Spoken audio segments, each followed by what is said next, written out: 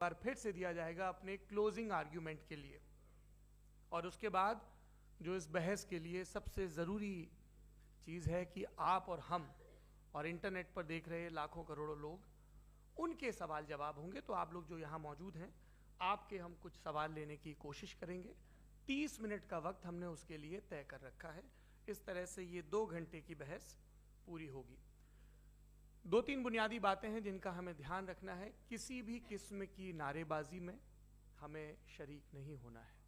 ये हल्ला गुल्ला नहीं है, क्योंकि पूरी दुनिया देख रही है, तो एक नज़ीर कायम करनी है, एक उदाहरण लोगों के सामने रखना है कि पढ़े लिखे लोग इत्तेफाकी और ना इत्तेफाकी रखते हुए भी, एक दूसरे से सहमति और असहमति रखते हुए भी बात कह सकते हैं।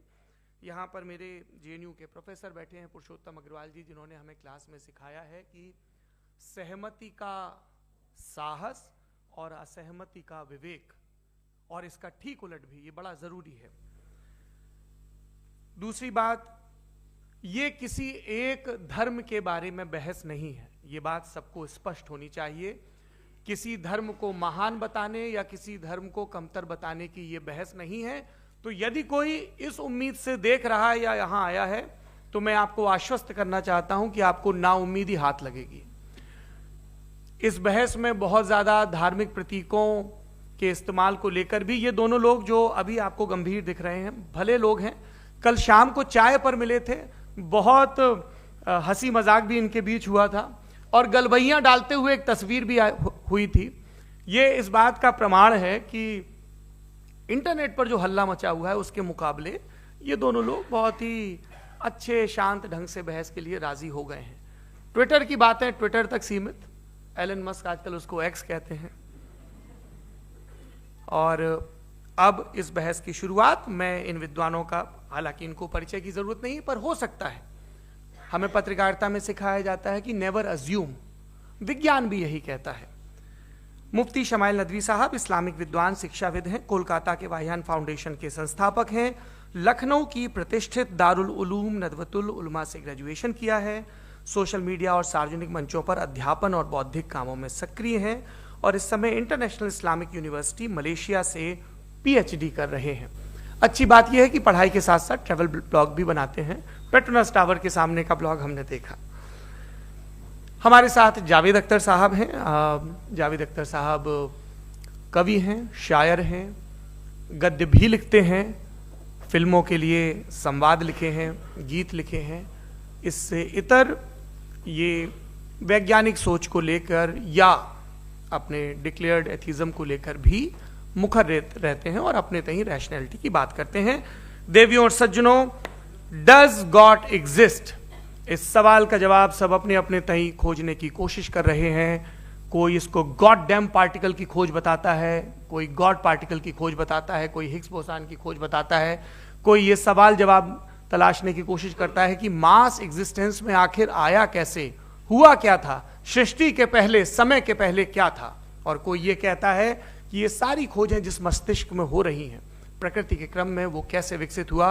मैं उम्मीद करता हूं कि हम आज इन बुनियादी सवालों के कुछ जवाब हासिल करने में कामयाब हों। मैं सबसे पहले मंच पर आमंत्रित कर रहा हूं मुफ्ती शमाइल नदवी साहब को। आइए सर। जी,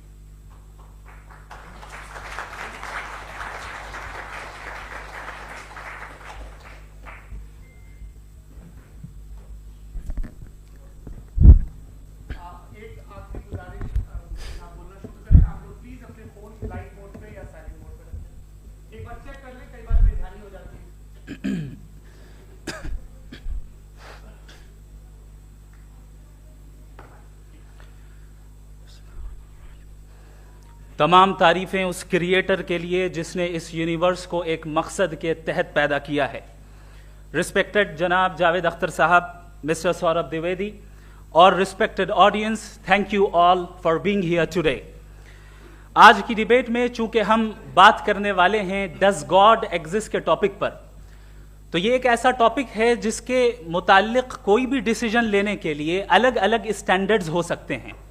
लिहाजा डिबेट के शुरू में यह ज़रूरी है कि हम ये जान लें कि आज के इस टॉपिक में कौन सा स्टैंडर्ड सही होगा और कौन सा गलत होगा। सबसे पहला स्टैंडर्ड जिसे मैं समझता हूं कि हमारे रिस्पेक्टेड जनाब जावेद अख्तर साहब बड़ी तेजी के साथ उसकी तरफ लपकेंगे, वो है साइंस। जबकि साइंस दर हकीकत खुदा के एग्जिस्टेंस को डायरेक्टली साबित करने या उसके एग्जिस्टेंस को डिनाई करने के लिए स्टैंडर्ड नहीं बन सकती। और उसकी वजह क्या है, ये मैं नहीं कह रहा, ये वो लोग कह रहे हैं जो साइंस के एक्सपर्ट्स हैं। नेशनल एकेडमी ऑफ साइंस कहती है science doesn't have the processes to prove और disprove the existence of God. Why? क्योंकि साइंस का ताल्लुक एम्पेरिकल एविडेंस से है और एम्पेरिकल एविडेंसेस का ताल्लुक हमारे नेचुरल और फिजिकल वर्ल्ड से है, जबकि गॉड नॉन फिजिकल और सुपर नेचुरल रियलिटी है। लिहाजा नॉन फिजिकल रियलिटी को आप उस टूल के साथ नहीं चेक कर सकते जिसका काम फिजिकल रियलिटी को तलाश करना है। लिहाजा आज इस डिबेट में गॉड की एग्जिस्टेंस को साबित करने या उसे डिनाई करने में साइंटिफिक एविडेंस को एक्सेप्ट नहीं किया जाएगा। दूसरा स्टैंडर्ड हो सकता है रेविलेशन, कि रेविलेशन के जरिए हम यह साबित करें कि गॉड एग्जिस्ट करता है या नहीं। लेकिन यह स्टैंडर्ड भी आज इररेलेवेंट है। क्यों? क्योंकि रेविलेशन मेरे नजदीक सोर्स ऑफ नॉलेज है, वैलिड सोर्स ऑफ नॉलेज है, लेकिन हमारे जावेद अख्तर साहब के नजदीक यह वैलिड सोर्स ऑफ नॉलेज नहीं है। लिहाजा आज की डिबेट में मैं एक भी एविडेंस किसी भी मजहबी स्क्रिप्चर से नहीं दूंगा ताकि जावेद अख्तर साहब के लिए वो अनएक्सेप्टेबल ना हो। तीसरा जो मेयार हो सकता है वो है ऑब्जर्वेशन, कि भाई कोई कहे कि हमें खुदा दिखाओ, अगर है तो दिखाओ, या ये कि खुदा के एग्जिस्टेंस पर एम्पेरिकल एविडेंस दो, तो ये है दर हकीकत गलत टूल का इस्तेमाल करना। ये ऐसा ही है कि जावेद साहब मुझसे ये मुतालबा करें कि मुफ्ती साहब आप मेटल डिटेक्टर के जरिए प्लास्टिक डिटेक्ट करके दिखाएं।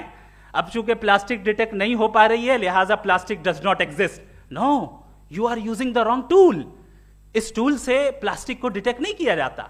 लिहाजा मैं समझता हूं कि गॉड के एग्जिस्टेंस पर एम्पेरिकल एविडेंस का मुतालबा करना एक बचकाना मुतालबा है और हमारे रिस्पेक्टेड जनाब जावेद अख्तर साहब इस स्टेज से अब बहुत आगे निकल चुके हैं। अब बचता है एक ही स्टैंडर्ड, और वो स्टैंडर्ड है अक्ल, लॉजिक, रीजनिंग।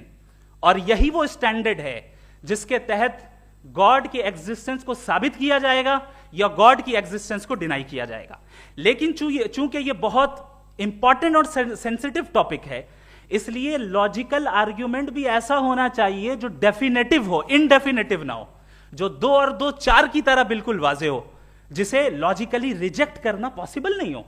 फॉर एग्जाम्पल हम कहें हमारे रिस्पेक्टेड मिस्टर सौरभ साहब, ये एक इंसान है और तमाम इंसान कॉन्शियस बीइंग है, लिहाजा नतीजा क्या निकला, हमारे सौरभ साहब भी कॉन्शियस बीइंग है। क्या ये इनडेफिनेट आर्ग्यूमेंट है या डेफिनेट आर्ग्यूमेंट है? ये डेफिनेट आर्ग्यूमेंट है। ये 2 और 2 की तरह वाजे है, इसमें किसी तरह जो है लॉजिकली इसको रिजेक्ट नहीं किया जा सकता। तो अगर आज हमारे जावेद अख्तर साहब ऐसी कोई अकली दलील और लॉजिकल एविडेंस दें खुदा के ना होने पर जो डेफिनेट भी हो, तो मैं ये ऐलान करता हूं कि यकीनन मैं उस एविडेंस को कबूल करूंगा और उस पर गौर करूंगा। लेकिन साथ में यह भी ऐलान कर देता हूं प्रेडिक्शन के तौर पर कि ऐसा कोई डेफिनेट आर्ग्यूमेंट कोई नहीं पेश कर सकता। दलील हम देंगे और डेफिनेटिव दलील देंगे, लॉजिकल दलील देंगे, ऐसी दलील देंगे जो एंटायर एथिस्टिक वर्ल्ड उसे रेफ्यूट नहीं कर सकती। चलें अब हम एक एग्जाम्पल सोचते हैं, एक सिनेरियो, सिंपल सिनेरियो, तमाम ऑडियंस से गुजारिश है, हम और आप एक आइसोलेटेड आइलैंड पर हैं, ऐसा आइलैंड जहां पे हमसे पहले कोई कभी नहीं गया। चलते चलते आपके सामने अचानक आपने देखा एक पिंक कलर की बॉल पड़ी हुई है। सबसे पहला सवाल आपके जहन में क्या आएगा कि ये बॉल यहां क्यों आई, कैसे आई, ये पिंक कलर की ही क्यों है, कोई और कलर भी हो सकता था, ये इसी शेप में क्यों है, कोई और शेप भी हो सकता था। नेचुरली आप इस तरफ पहुंचेंगे कि कोई ना कोई है जिसने इन स्पेसिफिक प्रॉपर्टीज के साथ इस बॉल को बनाया है और यहां पे रखा है। चूंकि आप जानते हैं कि ये जो बॉल है इसका एग्जिस्ट करना जरूरी नहीं है, ये एग्जिस्ट कर भी सकती थी, नहीं भी कर सकती थी, और एग्जिस्ट करना ही था तो किसी और फॉर्म में करती, किसी और कलर में करती। अब आप इस बॉल को एक्सपैंड करते चले जाएं, एक्सपैंड करते चले जाएं, एक्सपैंड करते चले जाएं, यहां तक कि ये बॉल यूनिवर्स के साइज की हो जाए। बताइए कि क्या साइज के बढ़ जाने से सवाल बदल जाएगा? हरगिज नहीं बदलेगा। अभी भी सवाल रहेगा, ये यूनिवर्स कहां से आया, इन स्पेसिफिक प्रॉपर्टीज के साथ कहां से आया, क्यों आया, किसने बनाया, ये सवाल उस वक्त भी वैलिड रहेगा। लेकिन ये सवाल अगर हम जनाब जावेद अख्तर साहब से करें तो चूंकि इनका वर्ल्ड व्यू एथिस्टिक है, और सिर्फ इनका नहीं, मतलब जितने भी एथिस्ट हैं और एथिस्टिक वर्ल्ड व्यू को रखने वाले से अगर आप ये सवाल करें कि ये यूनिवर्स कहां से आया, तो इनका जवाब या तो आर्ग्यूमेंट फ्रॉम इग्नोरेंस होगा या डॉगमेटिक होगा। या तो ये कहेंगे कि मुझे नहीं पता कि ये कहां से आया, लिहाजा गॉड डज नॉट एग्जिस्ट, ये आर्ग्यूमेंट फ्रॉम इग्नोरेंस है। या ये कहेंगे कि ये यूनिवर्स खुद ब खुद बन गया, इसका मतलब ये है कि उस बॉल को भी खुद ब खुद बन जाना चाहिए।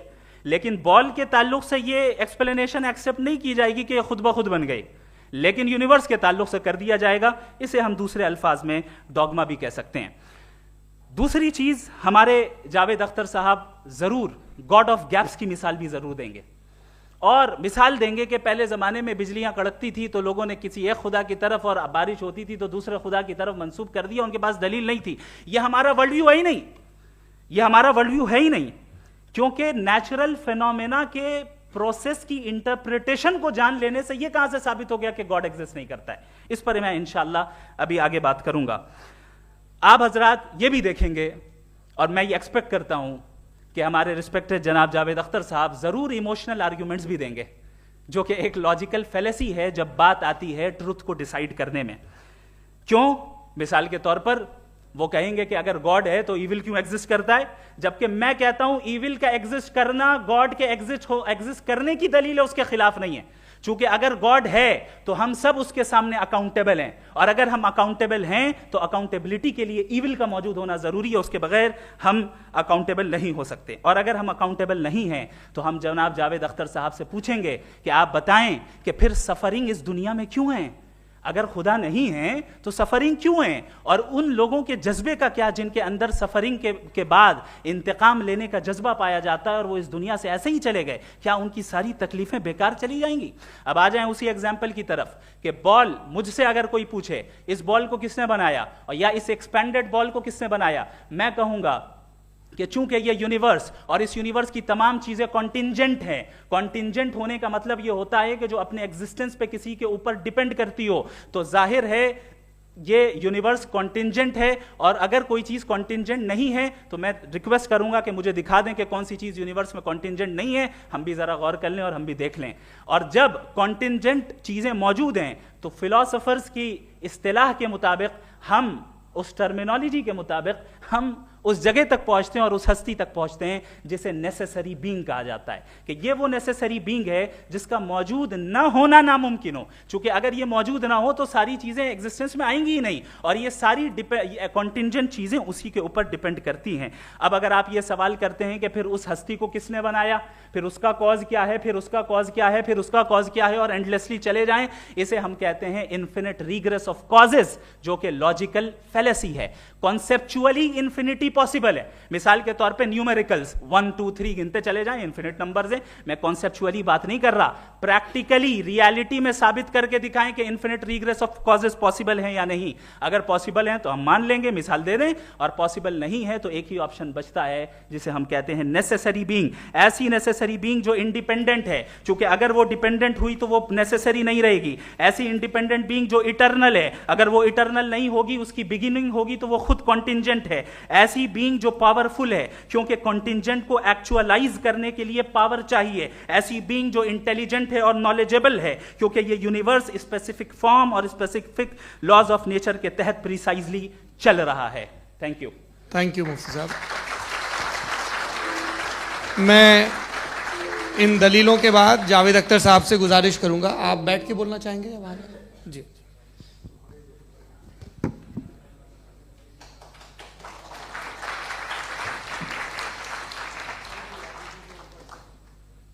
पहले तो मैं मुफ्ती साहब को एक अच्छी खबर देना चाहूँगा कि मेरी नॉलेज साइंस के बारे में बड़ी मामूली है, तो आप फिक्र ना करें उसकी, लेकिन कुछ कॉमन सेंस है मुझ में। देखिए, ये खुदा का तस्वुर कोई नया तस्वुर नहीं है, ये सदियों से रहा है। ये कुछ रिलीजन 3000 साल पुराने होंगे, 4000 साल पुराने होंगे, लेकिन इंसान कोई 10,000 12,000 साल से एग्जिस्ट करता है होमोसेपियन की शक्ल में, और हमेशा कुछ ना कुछ मज़हब रहे। ये मज़हब जाहिलों के नहीं थे, ये मज़हब एक ऐसी ग्रीक सोसाइटी के थे जहाँ बड़े बड़े फिलोसफर्स पैदा हुए। ये मज़हब इजिप्शियंस के थे जिन्होंने पिरामिड्स बनाए थे। ये रोमन्स के थे कि जिनका आर्किटेक्चर और सेनेट यानी पहली बुनियाद डेमोक्रेसी की लिमिटेड थी, मगर डेमोक्रेसी थी, ये उन लोगों ने किए थे। तो इनका जो जुपिटर था, रा था, ज़्यूस था, उन्हें उस पर इतना ही एतमाद था जितना आज किसी मजहबी आदमी को अपने खुदा पे होगा। क्रिश्चियनिटी आने से पहले यूरोप में एक मज़हब था जर्मेनिक रिलीजन, उसका एक खुदा था, उसकी एक बीवी थी, उसके 2 बेटे थे, एक बेटी थी। फिर जर्मनी में जब यूरोप में क्रिश्चियनिटी आई तो वो खुदा, उसकी बीवी और पूरे ख़ानदान चला गया। तो अगर हम हिस्ट्री देखें तो खुदा जो हैं वो ज़्यादातर फ़नी है, वो हमेशा रहे नहीं। और वो जो लोग इन्हें मानते थे उनको आप कहें वो तो जाहिल थे, उन्हें तो कुछ पता ही नहीं था, ऐसा नहीं है। वो अपने वक्त में बड़े काबिल लोग थे और अपने वक्त में उन्होंने बड़े बड़े काम किए हैं, फिलोसफर्स थे, साइंटिस्ट थे, लेकिन उनका मज़हब कहाँ गया, उनके खुदा कहाँ गए? आज जो खुदा हैं दुनिया में लोग उन्हें मानते हैं। आपको क्या मालूम कि कितने बरसों के बाद क्या होने वाला है? हम यूरोप में देखते हैं तो चर्च खाली हैं। तो वक्त के साथ चीज़ें बदलती हैं। जहाँ तक इसका ताल्लुक़ है मज़हबों का, हर मज़हब आपसे एक चीज़ मांगता है, फेथ। ये फेथ क्या चीज़ होती है? What is the difference between faith and belief? ये तो बहुत ही अहमकाना बात होगी कि कोई आदमी कहे साहब अगर खुदा है तो मुझे दिखाइए। ये तो जाहिलाना बात हुई। मैंने तो नॉर्थ पोल नहीं देखा है, मगर मैं मानता हूँ कि नॉर्थ पोल है। मैं क्यों मानता हूँ? इसलिए कि अगर ये दुनिया राउंड है तो उसका कोई टॉप होगा। कुछ लोग हैं जो वहाँ गए भी हैं, कॉमन सेंस कहता है कि ऐसा होगा, सबूत है, गवाह है, रीज़न है। तो ये मेरा फेथ नहीं है। तो फेथ में और बिलीफ में डिफरेंस क्या है? जो मजहब मांगता है आपसे, हर मजहब फेथ मांगता है। फेथ का मतलब ये है कि ना कोई गवाह हो, ना कोई सबूत हो, ना कोई रैशनल हो, ना कोई लॉजिक हो, ना कोई प्रूफ हो, मगर तुम एक बात को मानो। ये है फेथ। वरना बिलीफ होता। अगर इसमें कुछ भी सबूत होते, गवाह होते, तो फिर इसे आप बिलीफ कहते हैं। जैसे मेरा बिलीफ है कि नॉर्थ पोल है, मेरा फेथ थोड़ी है। फेथ इन तमाम शर्तों को रद्द करता है। तो फिर स्टुपिडिटी क्या है? अगर मैं एक बात ऐसी मानूं जिसकी ना कोई लॉजिक है, ना कोई रैशनल है, ना कोई प्रूफ है, ना कोई गवाह है,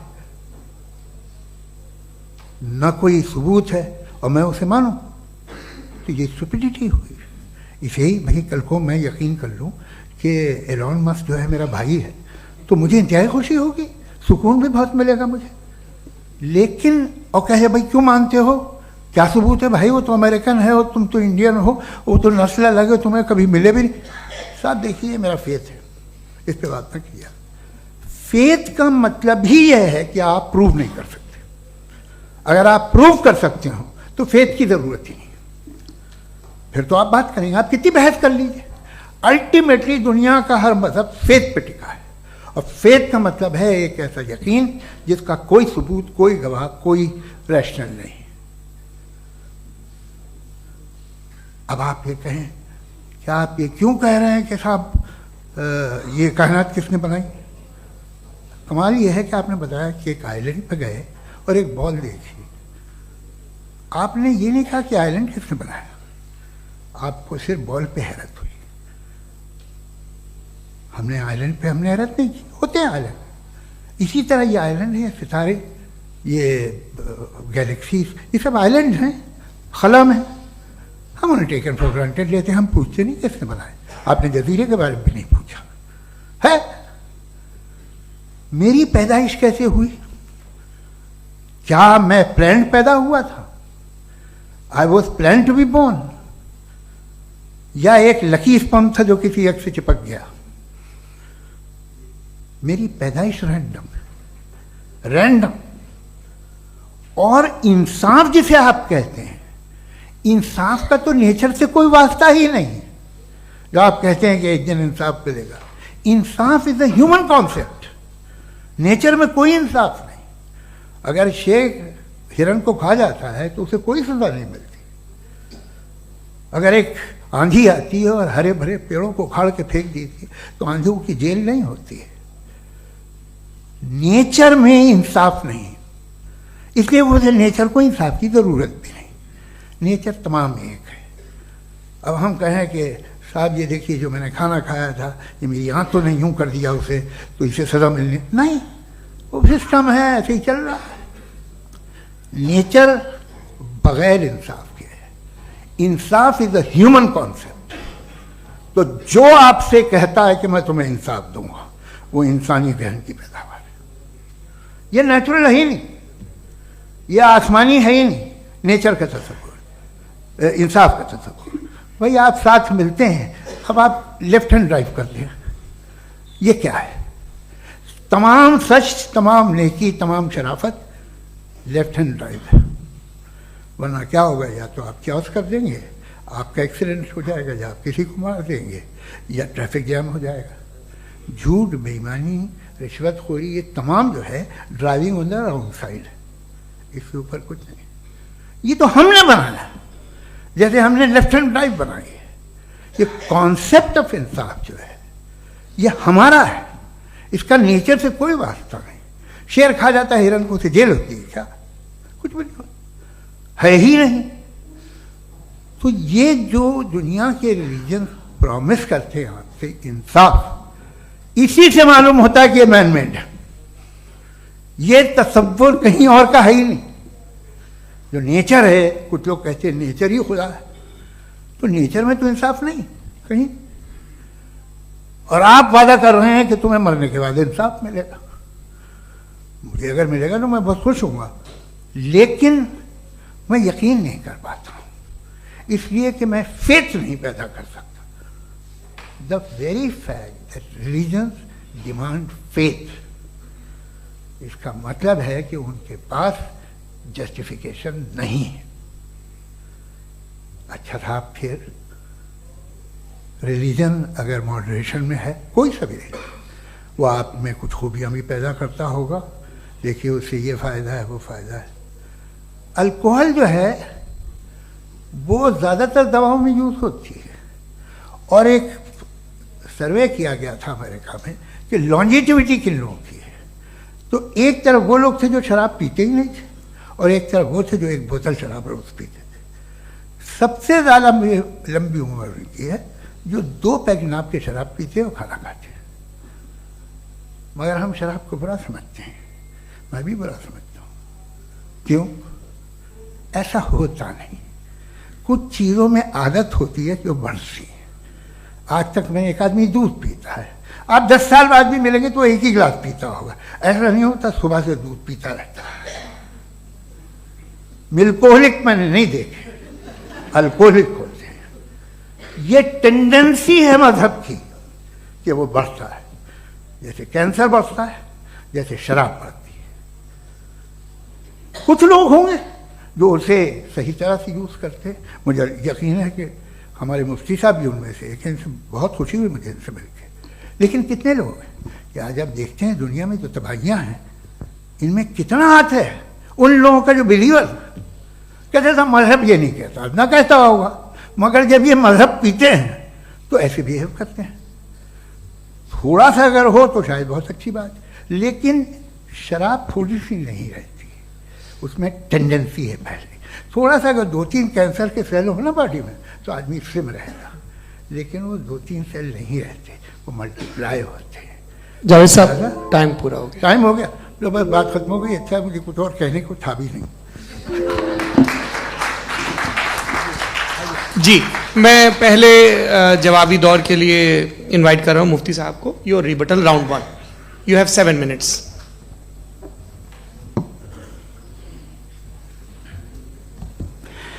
thank you very much Javed साहब, आपकी बात को सुनकर बड़े महजूज हुए हम लोग। महजूज, do you understand? We enjoyed. Okay, अब थोड़ा सा लॉजिकली उसको हम लोग देखते हैं। दरअसल हम लोगों ने कल गुजारिश की थी मुफ्ती साहब से भी, जावेद साहब से भी, कि हिंदुस्तानी जबान आम फहम सबको समझ में आ जाए और जहां कहीं आप मुश्किल शब्द इस्तेमाल करें वहां बताते भी चलें। Thank you. तो सबसे पहले हमारे रिस्पेक्टेड जावेद साहब ने हवाला दिया कि खुदा फानी है। कितने मजहब आगे चले गए, किसी ने जुपिटर को खुदा माना, किसी ने किसी को माना। मैं कहता हूं जिसने कॉन्टिंजेंट चीज को खुदा माना, गलत माना, वो खुदा ही नहीं, वो खुदा ही नहीं है।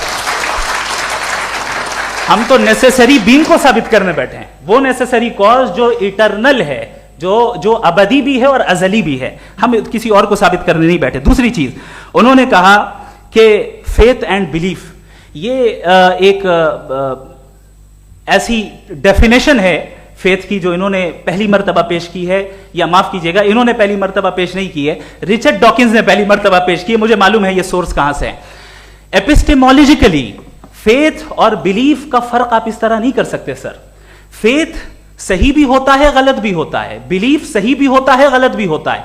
जो लॉजिक, रीजन और एविडेंस से बैक्ड होगा वो फेथ सही होगा। और आप जिस फेथ की बात कर रहे हैं कि इलॉजिकल है और उसके पीछे नहीं है, तो we are on the same page. हम नहीं मानते उस फेथ को, जो फेथ ऐसा हो जिसके पीछे कोई लॉजिक ना हो, एविडेंस ना हो, हम नहीं मानते। हम तो उस फेथ के कायल हैं जिसके पीछे लॉजिक हो और एविडेंस हो। तो बिलीफ सही भी होता है, गलत भी होता है, फेथ भी सही होता है और गलत भी होता है। तो आज फेथ और बिलीफ के डिफरेंस पे बात नहीं हो रही। आज आप चाहे फेथ एक्सेप्ट कर लें या बिलीफ एक्सेप्ट कर लें, आज ये बात होगी कि ट्रूथ क्या है। चाहे ट्रू बिलीफ सही है या ट्रू फेथ सही है, और फॉल्स फेथ क्या है और फॉल्स बिलीफ क्या है, बात इस पे हो रही। दूसरी चीज इन्होंने पूछा स्टुपिडिटी फिर क्या है। अगर फेथ रिलीजन स्टुपिडिटी नहीं है तो और क्या है? चूंकि फेथ का मुतालबा करते हैं तो स्टुपिडिटी क्या है? मैं कहता हूं स्टुपिडिटी एथिज्म है। उसकी वजह यह है कि आप एक सड़क पे जा रहे हो और आप किसी गार्डन में जाएं और देखें वहां लिखा है फूलों के साथ, I love Javed Akhtar and I really do, I love you sir.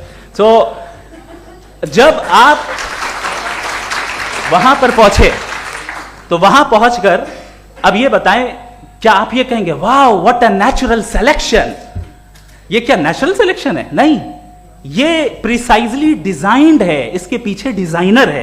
लिहाजा अगर कोई एक ऐसी कॉमन सेंस की बात को कबूल नहीं कर रहा है कि यूनिवर्स जो इतने प्रिसाइजली काम कर रहा है, हम कह दें कि खुद ब खुद बन गई, मैं समझता हूं इससे बड़ी स्टुपिडिटी और कुछ नहीं है। ये इरैशनल चीज है। फिर हमारे सर ने कहा कि आपने बॉल पे फोकस किया, आइलैंड पे फोकस नहीं किया। अरे आइलैंड को किसने बनाया यही समझाने के लिए तो बॉल की मिसाल दे रहा हूं। और बॉल भी कॉन्टिंजेंट है, आइलैंड भी कॉन्टिंजेंट है, दोनों नेसेसरी बीइंग का मुतालबा करते हैं। आगे इन्होंने कहा कि नेचर में कोई इंसाफ नहीं है। हम डिसाइड करते हैं कि मोरालिटी क्या होती है, इंसाफ क्या होता है। हम डिसाइड करते हैं, जैसे ड्राइविंग सीट में ट्रैफिक वाला, ये तो किसी खुदा ने नहीं कहा, ये है, इसे कहते हैं फॉल्स इक्विवेलेंस। ये एक लॉजिकल फेलेसी है। आपने जो है मिसाल दी ड्राइविंग की और ट्रैफिक की, ये सब्जेक्टिव मोरालिटी है।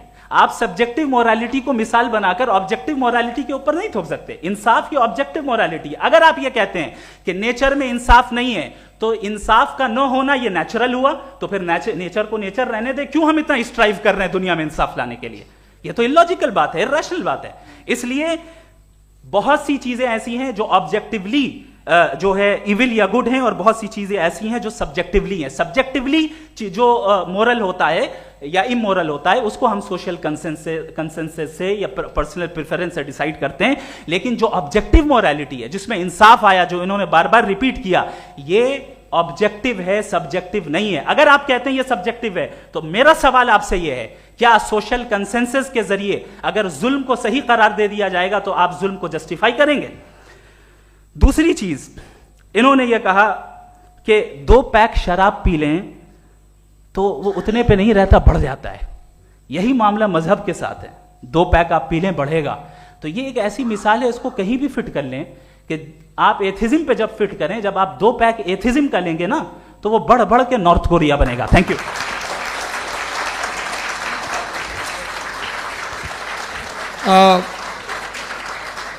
फर्स्ट राउंड की रिबटल के लिए मैं जावेद साहब को इनवाइट कर रहा हूं। आपके पास 7 मिनट का वक्त है, रीसेट कर दीजिएगा प्लीज। मुझे इस बात की खुशी है कि मुफ्ती साहब ने भी मान लिया कि नेचर में कोई इंसाफ नहीं है। तो कोई भी चीज़ जो इंसान ने नहीं बनाई है उसमें इंसाफ नहीं होता है। एक बात मैं आपसे अर्ज़ करूँ, ज़रा पता लगा लीजिएगा, ये जो आप बाग में जाते हैं बेहद खूबसूरत फूल देखते हैं ना, इनमें से कोई नेचुरल नहीं है। ये सारे फूल क्रॉस करके बनाए गए हैं। जो जंगल में फूल होते हैं निहायत मामूली होते हैं, ये फूल इंसानों ने बनाए हैं। जो आप बाग में देख के वाह वाह कहते हैं, ये इंसानों के बनाए हुए हैं। डिफरेंट फूलों को क्रॉस करके, डेवलप करके, फिर क्रॉस करके इस तरह से बनाए गए। नेचुरल फ्लावर नहीं। किसी जंगल वीरान में जाके आप गुलाब के फूल नहीं देखेंगे। ये सब बनाए हुए इंसान ने, बहुत से काम इंसान ने किए हैं।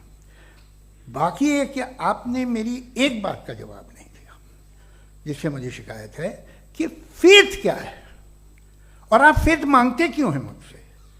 आप तो लॉजिकल हैं, आपके पास तो सारे रैशनल हैं, आपके पास सारे सबूत हैं, तो आपको फेथ की डिमांड क्यों करते हैं कि भाई तुम सरेंडर कर दो और सवाल मत करो? कोई मजहब सारे सवाल करने की इजाजत नहीं देता है और मना करता है कि ज़्यादा सवाल ना करो, बह जाओगे तुम। आप क्यों रोकते हैं? हकीकत यह है कि इंसानी तारीख क्या है। इंसानी तारीख ये है कि दुनिया में 2 तरह के लोग हुए हैं। एक वो जिन्होंने अपनी लाइल्मी की परस्तिश की है, दूसरे वो जिन्होंने अपनी इग्नोरेंस या लाइल्मी से झगड़ा किया है और मालूम किया है कि क्या है। ये जो आप कह रहे हैं, आज आप हैरान हैं कि भाई ये यूनिवर्स कैसे बनी। लोग हैरान थे कि सूरज डूबता है तो इधर से कैसे निकलता है। और आप एक कदम जाके हमेशा का मानने को तैयार है, एक कदम पीछे ही मान जाइए। भाई आप इसके बाद जाते हो, कहते सवाल ना करना कि ये कहाँ से आया, ये पावर तो हमेशा से हमेशा रहेगी। तो आप यूनिवर्स के बारे में मानने में क्या तकलीफ है? एक कदम पहले रुक जाइए। ये हमेशा से थी या नहीं थी, हमें मालूम नहीं है। और ये कहना कि हमें मालूम नहीं है, कमाल ये है कि दुनिया के सारे मजहब सब जानते हैं ये दुनिया कैसे बनी थी, कैसे मिटेगी, मरने के बाद क्या होगा, इनको सब इल्म है। इनको किसी को डायनासोर होते थे पहले ये नहीं पता था, किसी को नहीं पता। किसी भी दुनिया की मजहबी किताब में डायनासोर का जिक्र नहीं है।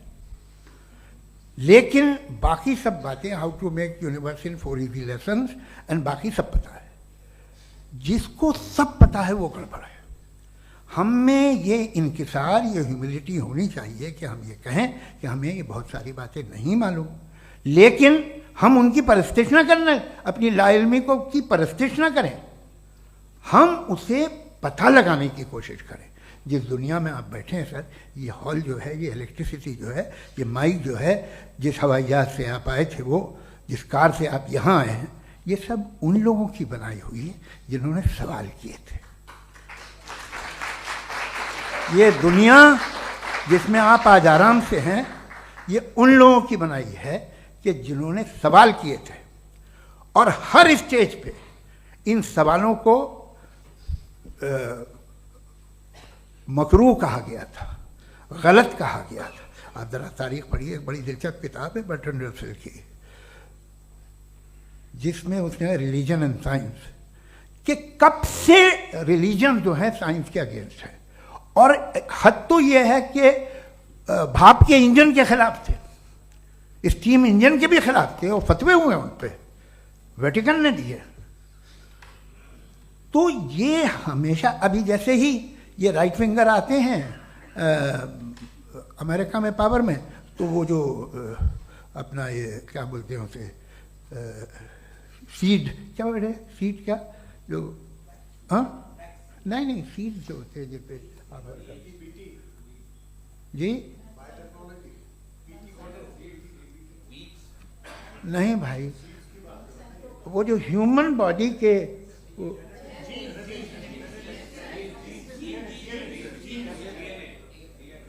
उस पर रिसर्च बंद हो जाती है, रिपब्लिकन नहीं करने देते। अरे भाई इतना डर क्या है तुम्हें? एक ज़माने में बहुत नाराज थे ये सारे मजहबी लोग कि ये इंसान तो इंसान बनाने की कोशिश कर रहा है। आपको क्या तकलीफ भाई, बना ले तो बना लेने दो, ये खौफ क्या है? और ये सब आज जो आप कह रहे हैं नामुमकिन है, ये कैसे हुआ, मुझे एक किस्सा याद आता है। जब मैं 6ठी क्लास में था तो मैं मैथमेटिक्स में बहुत वीक था, तो एक टीचर रख दिया गया, उसने 1 2 3 4 5 6 7 तो सिखा दिया मुझे। वो दिन मैं भूल नहीं सकता हूँ मुफ्ती साहब, जिस दिन उसने ये बताया कि 1/2 क्या होता है और 3/4 क्या होता है, मुझे ऐसा लगा कि मेरा सर बीच से फट जाएगा। ये आदमी कह रहा है कि जो दीवार के अंदर जाओ वॉक करते हुए। आज हंसता हूँ मैं इस बात पे। तो आज जो बातें आपके जहन से बिल्कुल परे हैं और आप हैरान होते उन्हें देख के, एक वक्त आएगा कि मामूली लगेंगे। और हुआ है, आपकी इंसानी तारीख ही है। इतनी जल्दी सारे फैसले आप मत कर लीजिए, थोड़ा ये ह्यूमिलिटी रखिए कि भाई ये हमें नहीं मालूम। ये कहने में क्या आ रहा है, ये यूनिवर्स कहाँ तक फैली, ये कब से है और कब तक रहेगी, हमें नहीं मालूम। आपने फैसला कर लिया कब बनी, ये आपके हिसाब से कोई 14 बिलियन ईयर्स बनी जो समझा जाता है। उससे पहले हजारों करोड़ों अरबों साल तक खुदा बैठा क्या कर रहा था, खामोश बैठा था, ऐसे ही जमाइयाँ ले रहा था। फिर उसे आइडिया आया, यार एक काम करते, वक्त अच्छा गुजर जाएगा, यूनिवर्स बनाते। सोचिए, वो तो हमेशा से है ना, मगर यूनिवर्स हमेशा से नहीं है, ये तो बनाई गई है। और उससे पहले क्या था, इनका क्या काम था, कैसी बात है। ये बड़ा आसान है, जो बात हमें आज धीरे धीरे पता चली है। बरसों 2000 और 2500 साल पहले आपको किसी ने बता दिया कि क्या था, आप मान गए, और तब से वही मान रहे हैं जो 2500 साल पहले कहा गया था। सब कुछ बदल गया है, सॉल्व हो रही हैं चीज़ें। अभी साइंस बिल्कुल दावा नहीं करती, या कोई फिलोसफर ये दावा नहीं करता कि हमें सब मालूम, बल्कि वो कहता है कि हमें जितना मालूम होता है उससे ये मालूम होता है कि हमें कितना कम मालूम। तो हम अपनी जहालत से लड़े, उसकी परस्तिश न करें। जी, time. Thank you so much. मैं तर्कों की श्रृंखला में राउंड 2 के लिए मुफ्ती साहब को आमंत्रित कर रहा हूँ। आपके पास एक बार फिर से 7 मिनट का वक्त है। शुक्रिया। जनाब जावेद अख्तर साहब कई मर्तबा दोहरा रहे हैं कि फेथ का मतलब बताइए, फेथ का मतलब बताइए। मैंने बता दिया, फेथ सही भी होता है, गलत भी होता है। और आज हम फेथ पे बात नहीं कर रहे, हम ट्रुथ और डज गॉड एग्जिस्ट पे बात कर रहे हैं। क्या डज गॉड एग्जिस्ट, ये ट्रुथ यानी गॉड है या नहीं है, इसमें से दोनों ट्रुथ क्या है। अब आप उसे फेथ कह लें, बिलीफ कह लें, नॉट माई बिजनेस। उसके बाद आपने कहा कि भाई सवाल करने से मजहब रोकता है। मैं कहता हूं जो रोकता है वो रोकता होगा, मैं नहीं रोकता, बल्कि सवाल करें, सवाल करना चाहिए। सवाल कर करके तो हम आगे बढ़ते हैं, तरक्की करते हैं, और इसीलिए मैं आज यहां पे आया हूं। लेकिन सवाल सिर्फ खुदा से नहीं होगा, आपसे भी होगा। सवाल एथिज्म से भी होगा, सवाल सिर्फ मजहब से नहीं होगा, सबसे होगा। और आज मैं सवाल करूंगा और उम्मीद है कि आप जवाब देंगे। अभी तक आपने वैसे कॉन्टिंजेंसी आर्गुमेंट का कोई जवाब नहीं दिया है। चलें, आपने कहा यूनिवर्स के बारे में इटर्नल क्यों नहीं बोल देते। ये चूंकि लॉजिकली पॉसिबल ही नहीं है कि यूनिवर्स इटर्नल हो। यूनिवर्स एक कॉन्टिंजेंट चीज है जो टाइम एंड स्पेस के पाबंद है, टाइम एंड स्पेस से बाउंड है। जो टाइम एंड स्पेस से बाउंड होगा वो कॉन्टिंजेंट होगा, जो कॉन्टिंजेंट होगा वो उसकी बिगिनिंग हुई होगी, जिसकी बिगिनिंग हुई होगी वो इटर्नल नहीं हो सकता। ये तो कॉमन सी बात है। आपने कहा कि किसी मजहबी किताब में डायनासोर का जिक्र नहीं है। अफसोस कि आज तक किसी मैथमेटिक्स के किताब में मुझे डायनासोर का जिक्र नहीं मिला। तो इसका मतलब मैथमेटिक्स की किताब बेकार है? नहीं, उसका वो टॉपिक नहीं है। रेवलेशन का और मजहबी किताबों का टॉपिक ये नहीं है कि आपको आके बताए साइकिल कैसे बनाते हैं, या आकर ये बताएं कि जो है डायनासोर कब था। वो तो मोरालिटी सिखाने आया है, गॉड के बारे में बताने आया, नॉन फिजिकल रियलिटी की हकीकत को सिखाने के लिए आया। रिलीजियन साइंस को रोकता है? नहीं रोकता। अगर रोकता है तो गलत करता है। रिलीजियन साइंटिज्म को रोकता है, जिसमें हमारे जावेद साहब मुब्तला है। साइंस और साइंटिज्म में फर्क है। साइंटिज्म यह है कि आप समझें कि साइंस और साइंटिफिक मेथोडोलॉजी ये नॉलेज को हासिल करने का वाहिद सोर्स ऑफ नॉलेज है। यह है साइंटिज्म। हम इसे रिजेक्ट करते हैं। हम साइंस को तो तरक्की करते हैं, भाई आप हमारी पूरी तारीख कर लें, पढ़ लें तो आपको पता चल जाएगा। बहरहाल ये अलग टॉपिक है। उसके बाद इन्होंने एक लफ्ज कहा, वेटिकन ने फतवा दिया। वेटिकन का फतवे से कोई ताल्लुक नहीं है, दोनों कॉन्ट्राडिक्टरी अल्फाज हैं। उसके बाद उन्होंने कहा कि भाई हमें नहीं मालूम। अगर नहीं मालूम तो क्लियरली कह देना कि नहीं मालूम है, इसमें क्या हरज है। तो वही तो मैं कह रहा हूं ना कि आप कह दें कि नहीं मालूम, लेकिन क्लेम क्यों कर रहे हैं कि गॉड एग्जिस्ट नहीं कर रहा है? आप कह दें नहीं मालूम है, हो सकता है हो सकता ना हो, लेकिन आप क्लेम कर रहे हैं। The moment you say God does not exist, this is a claim, and now the burden of proof is upon you too, जैसे हमारे ऊपर है। और क्यों है मैं बताता हूं, क्यों है ये भी मैं बताता हूं। फिलोसॉफिकली जो क्लेम होता है ना, सिर्फ ये नहीं होता कि इंसान कहे पॉजिटिव क्लेम करे और नेगेटिव क्लेम करे तो बर्डन ऑफ प्रूफ नहीं है। आप मिसाल के तौर पे मैं कहूं कि फुला उस कमरे में कोई नहीं है, मैंने एक नॉलेज का क्लेम किया है। उस कमरे में कोई नहीं है, मैंने एक नॉलेज का क्लेम किया। या तो मैं कहूं मुझे नहीं पता, हो भी सकता है नहीं भी हो सकता है, this is not a claim. लेकिन जब मैं कह रहा हूं कि वहां कोई नहीं है या मैं कह रहा हूं वहां कोई है, दोनों क्लेम है और दोनों के ऊपर बर्डन ऑफ प्रूफ है। हमारे ऊपर भी बर्डन ऑफ प्रूफ है, मैंने कंटिजेंसी आर्ग्यूमेंट दिया, इसे तोड़कर दिखाइए। आखिरी चीज, इन्होंने कहा कि खुदा दुनिया बनाने से पहले 150 साल पहले या करोड़ों साल पहले क्या कर रहा था। अरे हजरत, चलें बहरहाल मैं जवाब दे देता हूं, आप हमारे रिस्पेक्टेड पर्सनालिटी हैं, अगर आप नहीं होते तो मैं इसे एंटरटेन ही नहीं करता। टाइम, ये 100 साल पहले या 100 साल बाद, पहले बाद में अभी, ये वो अल्फाज हैं जिनका ताल्लुक टाइम से है। टाइम शुरू ही हुआ है यूनिवर्स की बिगिनिंग के बाद, तो उसके पहले खुदा क्या कर रहा था? सवाल इलॉजिकल है, ये फेलेसी है। यानी आप ये कह रहे हैं कि यूनिवर्स के बनने से पहले खुदा क्या कर रहा था? टाइम के बनने से पहले, पहले का ताल्लुक टाइम से, टाइम उस वक्त था ही नहीं, तो ये सवाल ही इनवैलिड है खुदा के ताल्लुक से।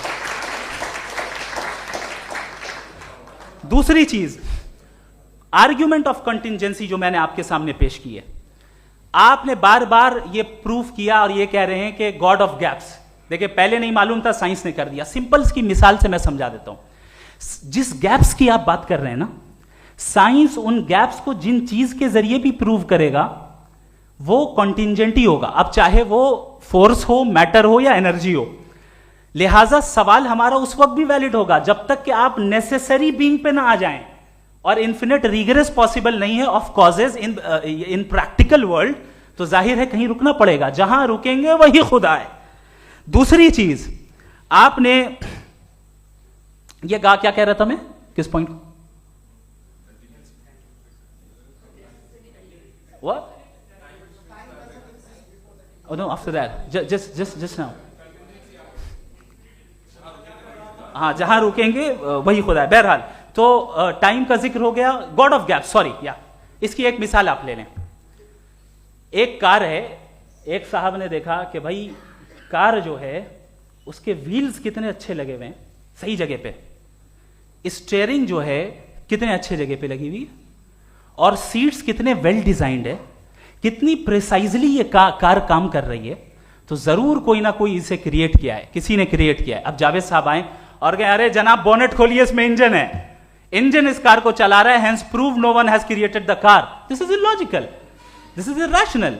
आपने इंजन के जरिए उस गैप को तो साबित किया, लेकिन क्या उससे कार की जो क्रिएशन है और उसका जो क्रिएटर है ये इम्पॉसिबल हो जाए? ऐसा पॉसिबल है?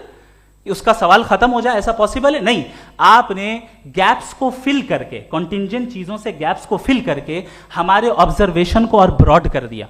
अब हमें और पता चल गया कि ये जो कार है इसका सिस्टम कितना ज्यादा कॉम्प्लेक्स है। पहले कम समझते थे, अब कॉम्प्लेक्सिटी और ज्यादा वाजे हो गई। अब हमें समझ में आ रहा है कि हमारी सर्टेनिटी और बढ़ गई कि जरूर इस कार को किसी ना किसी ने बनाया। यही मामला यूनिवर्स का है। साइंस हमेशा फिजिकल वर्ल्ड की चीजों को ही फिल करती जाएगी और फिजिकल चीजों से ही करती जाएगी, चूंकि एम्पेरिकल एविडेंस का ताल्लुक फिजिकल वर्ल्ड से है। आप साइंस के जरिए मेटाफिजिकल रियलिटी को कभी साबित नहीं कर सकते। ये रॉन्ग टूल का इस्तेमाल करना है। ये वही काम है कि आप मेटल डिटेक्टर से प्लास्टिक डिटेक्टर करने चलें, जो कि जाहिर है सही नहीं है। Thank you.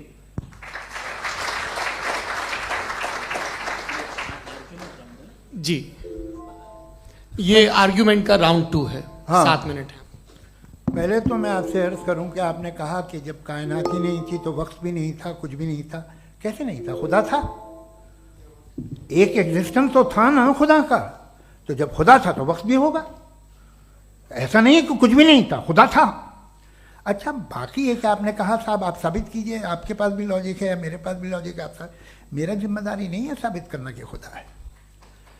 बर्टन रसल ने बड़ी अच्छी बात कही, बर्टन रसल ने बड़ी अच्छी बात कही। मैं आपसे अगर ये दावा करूं कि एक चाय की केतली मरीख के चारों तरफ घूम रही है, मार्स के चारों तरफ, तो यह आपका काम नहीं है कि आप साबित करें कि कोई चाय की केतली नहीं है। ये मेरा काम है, मैंने दावा किया है। ये दावा तो मजहबी लोग करते हैं कि खुदा है, मैं क्यों साबित करूं कि नहीं है? जब तक आप मुझे कन्विंस नहीं कर देंगे मैं नहीं मानूंगा। आपकी जिम्मेदारी है, मेरी जिम्मेदारी नहीं है। दोयम ये कि ये जो आप कह रहे हैं जो गैप्स हैं, ये गैप जब जब किसी मजहब को चैलेंज करते हैं, जब ऐसा कोई बात आती है तो हंगामा हो जाता है कि जब वो चैलेंज करें किसी फेथ को। ये तमाम साइंस जो है इसे मुख्तलिफ जगहों पे मुख्तलिफ वक्तों में मजहब ने रोकने की कोशिश की है। ये किताब है religion and science Burton Russell की, पढ़िएगा, अच्छी लगेगी आपको। तारीख ही है साइंस, मजहब की साइंस से उसका यही रिश्ता है।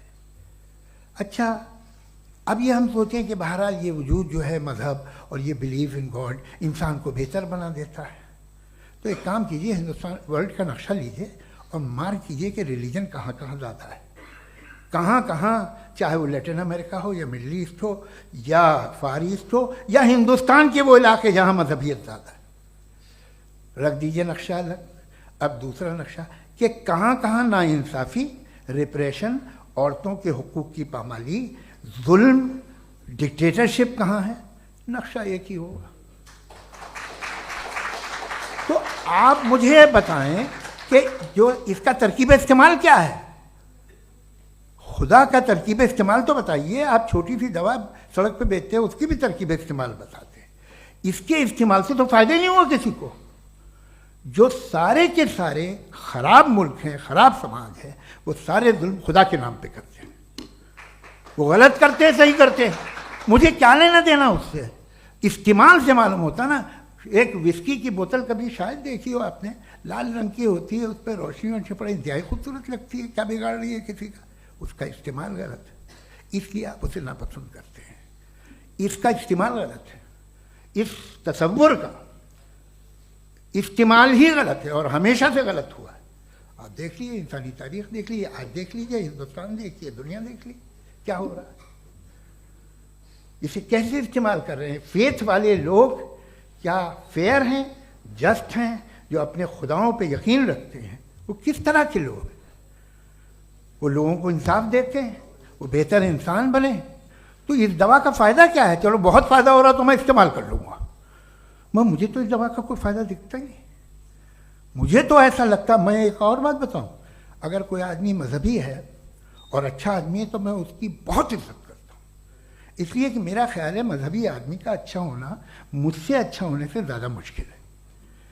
भाई हर चीज़ की एक लिमिट है। आप इतना भाग सकते हैं, इतना नहीं भाग सकते, इतना वजन उठा सकते, इतना नहीं उठा सकते, इतना दूर देख सकते हैं, इतना दूर नहीं देख सकते। उसी तरह कॉमन सेंस कहता है कि आप में नेकी का भी एक कोटा होगा।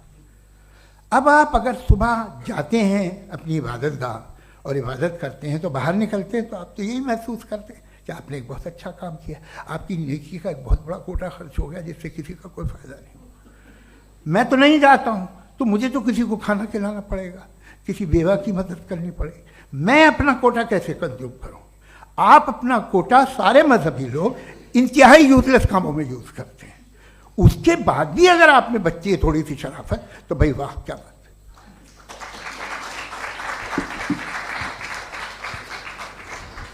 है। एक तो मुझे ये बात बहुत अच्छी लग रही है कि दोनों ही विद्वान समय को मानते हैं और बहुत समय से अपनी दलीलें और बाज़ दफ़ा समय से पहले अपनी तकरीरें पूरी करके अपनी अपनी कुर्सी पर बैठ रहे हैं। ये इस आर्ग्यूमेंट का राउंड 2 पूरा हुआ। अब रिबटल का राउंड 2 है और उसके बाद क्रॉस एग्जामिनेशन होगा। नहीं, आपका आर्ग्यूमेंट हो गया सर। हमारे यहाँ स्कूल के सिलेबस में पंच परमेश्वर कहानी पढ़ाई जाती है प्रेमचंद जी की लिखी हुई। आप निश्चिंत रहिए, आपके कोई राउंड में मिस नहीं होने दूंगा। रिबटल का राउंड 2 मुफ्ती शमाइल नदवी साहब।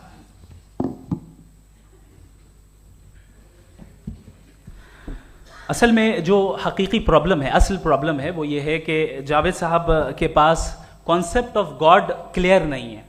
इन्होंने कहा कि कायनात से पहले खुदा तो था, तब भी तो टाइम होगा। ये कायनात का हिस्सा है। हम उस खुदा को मानते हैं, नेसेसरी बीइंग का टाइमलेस होना जरूरी है, चूंकि वो टाइम का क्रिएटर है। जब उसने टाइम को क्रिएट किया तो वो खुद टाइम पे कैसे होगा? उसने जब स्पेस को क्रिएट किया तो खुद स्पेस में कैसे होगा? अगर वो टाइम एंड स्पेस को पहले से ही उसका पाबंद है तो फिर किस चीज को उसने क्रिएट किया? लिहाजा ये सवाल गलत है कि खुदा था तो टाइम होगा। बिल्कुल नहीं, टाइम के पाबंद हम है, खुदा नहीं है। हम फिजिकल वर्ल्ड से ताल्लुक रखते हैं, वो मेटाफिजिकल रियलिटी है। दूसरी चीज इन्होंने मिसाल दी कि चाय की केतली हवा में घूम रही होगी, और पता नहीं शायद वो बर्टन रसल का उन्होंने हवाला दिया। बहरहाल यही प्रॉब्लम है। प्रॉब्लम यही है कि हम चीजों के दरमियान डिफरेंशिएट नहीं कर पाते हैं। ये जो आपने मिसाल दी ये इमेजिनेशन है, और मैं जो साबित कर रहा हूं वो लॉजिकल नेसेसिटी है। आप इमेजिन करने आए तो कुछ भी करें, जुपिटर में पिंक एलिफेंट होगा, यूनिकॉर्न होगा, करें, उससे कायनात पे क्या फर्क पड़ता है? उससे आप लॉजिकल नेसेसिटी साबित नहीं कर सकते।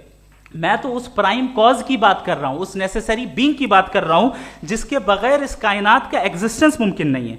दूसरी चीज, मजहब को साइंस चैलेंज करती है वगैरह वगैरह, ये हमारा टॉपिक ही नहीं है। मैं इस पर बात करूंगा तो फिर मेरा वक्त चला जाएगा। मजहब के ऊपर चूंकि हमारी डिस्कशन नहीं है, साइंस को मजहब और बिलखुसूस मैं और हमारा वर्ल्ड व्यू कम अज कम साइंस को पीछे नहीं करता है, साइंटिज्म की मजम्मत करता है। इसकी वजाहत मैंने पहले कर दी। दूसरी चीज इन्होंने कहा वर्ल्ड का नक्शा लीजिए, वर्ल्ड मैप लीजिए, दो अलग अलग जगह की। हजरत मैंने ये होमवर्क किया था, और मैंने मिडिल ईस्ट का एक नक्शा लिया और यूरोप का एक नक्शा लिया। ये मजहबी इलाका और ये लिबरल और एथीस्ट इलाका। मुझे पता चला कि सबसे ज्यादा रेप केसेस जो हैं वहां पर है।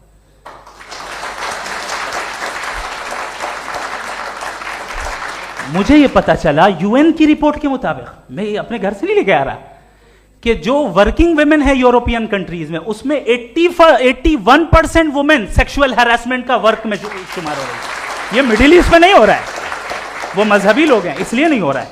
दूसरी चीज आपने ये कहा कि मजहबी आदमी का अच्छा होना हमारे अच्छे होने से बहुत मुश्किल है, बहुत मुश्किल है। तो इसका मतलब यह है कि गॉड के अलावा आपके पास अच्छे और बुरे का कोई स्टैंडर्ड है।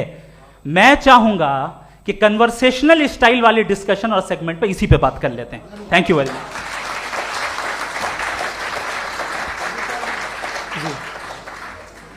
ये रिबटल का राउंड 2 है। आपके पास 5 मिनट का वक्त है, और इसके बाद क्रॉस एग्जामिनेशन शुरू करेंगे। आप चाहें तो जो इन्होंने सवाल पूछे उनके जवाब आप रिबटल में भी दे सकते हैं। जी जी, देखिए पहले तो ये बात कि ये मिसाल गलत नहीं है, गलत है। इन्होंने पहले ही हमको डिसार्म कर दिया। कह लिया अकल से मामला सॉल्व नहीं हो सकता, लॉजिक से आप पहुंच नहीं सकते। ये एक मेटाफिजिकल चीज़ है। मेटाफिजिकल अजीब सा लफ्ज़ है, ठीक से किसी को माने नहीं मालूम इसके, तो ऐसा लगता है कुछ बड़ी चीज़ है। अरे भाई क्या होता है मेटाफिजिकल, बताओ, खड़ी हो। ये एक लफ्ज़ है जो कहीं भी इस्तेमाल हो जाता है। जब आप एक बात कर रहे हैं और आप मुझसे बहस कर रहे हैं तो मुझे मेटाफिजिकल मत बताइए, आप लॉजिकली मुझे प्रूव किए। और अगर लॉजिकली आप नहीं बात करते साहब ये मेटाफिजिकल है, तो फिर हम आप बात क्या कर रहे हैं? मेरा आपका किस ज़बान में कॉन्वर्सेशन हुआ? और ये कहना कि वक्त पहले नहीं था, तो फिर क्यों कहते हैं ये हमेशा से और हमेशा रहेगा?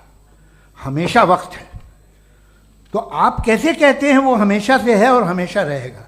हमेशा का मतलब है कोई वक्त, अगर वक्त ही नहीं है तो हमेशा कैसे? बाहर वो रहेगा। अब मैं ये देखता हूँ, आपने कहा ना कि वहाँ रेप ज़्यादा होते हैं, तो हम एक बात देखते हैं कि ये दुनिया जिस पे वो कादर मुतलक है, जिसकी मर्ज़ी के बगैर पत्ता भी नहीं हिलता, ओमनीपोटेंट है, ये दुनिया चल कैसे रही है?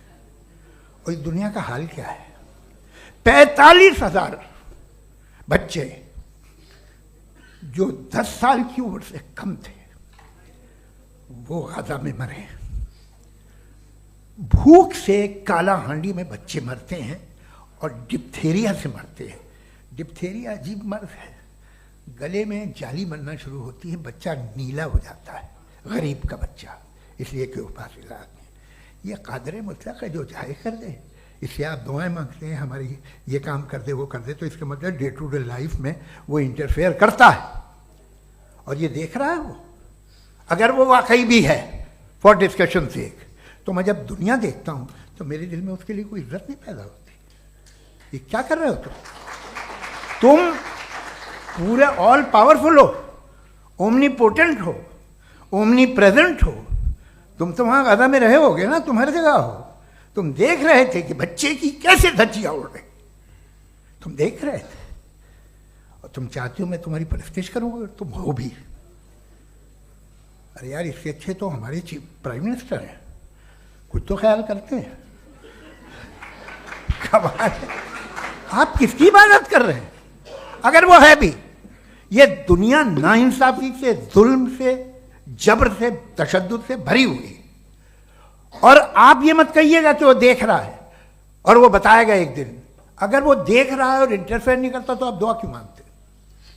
आप कहते हैं मेरा ये काम करा दे, इसके मतलब है वो दखल दे सकता है, वो आपको नौकरी दिलवा सकता है, भले दूसरे आदमी को न मिले, मगर आपका काम कर देगा चूंकि आपने दुआ मांगी है।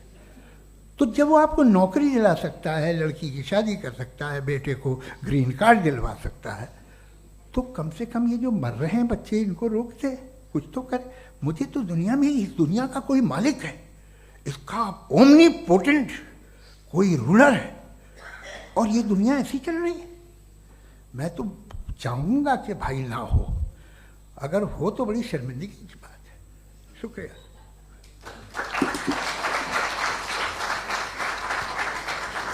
देवियों और सज्जनों, इस बहस के 2 राउंड और 2 रिबटल पूरे हो चुके हैं। अब सबसे ज़रूरी और सबसे मुश्किल राउंड शुरू हो रहा है, क्रॉस एग्जामिनेशन का। अब इन विद्वानों की सज्जनता की एक परख भी होगी, और वक्त हमने 16 मिनट का तय किया है।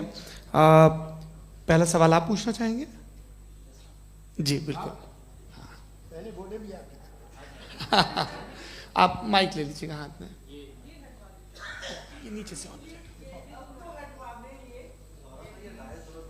जी। मैं बोलता हूँ, ये डायस हटा सकते हैं क्या हम थोड़ा क्विकली?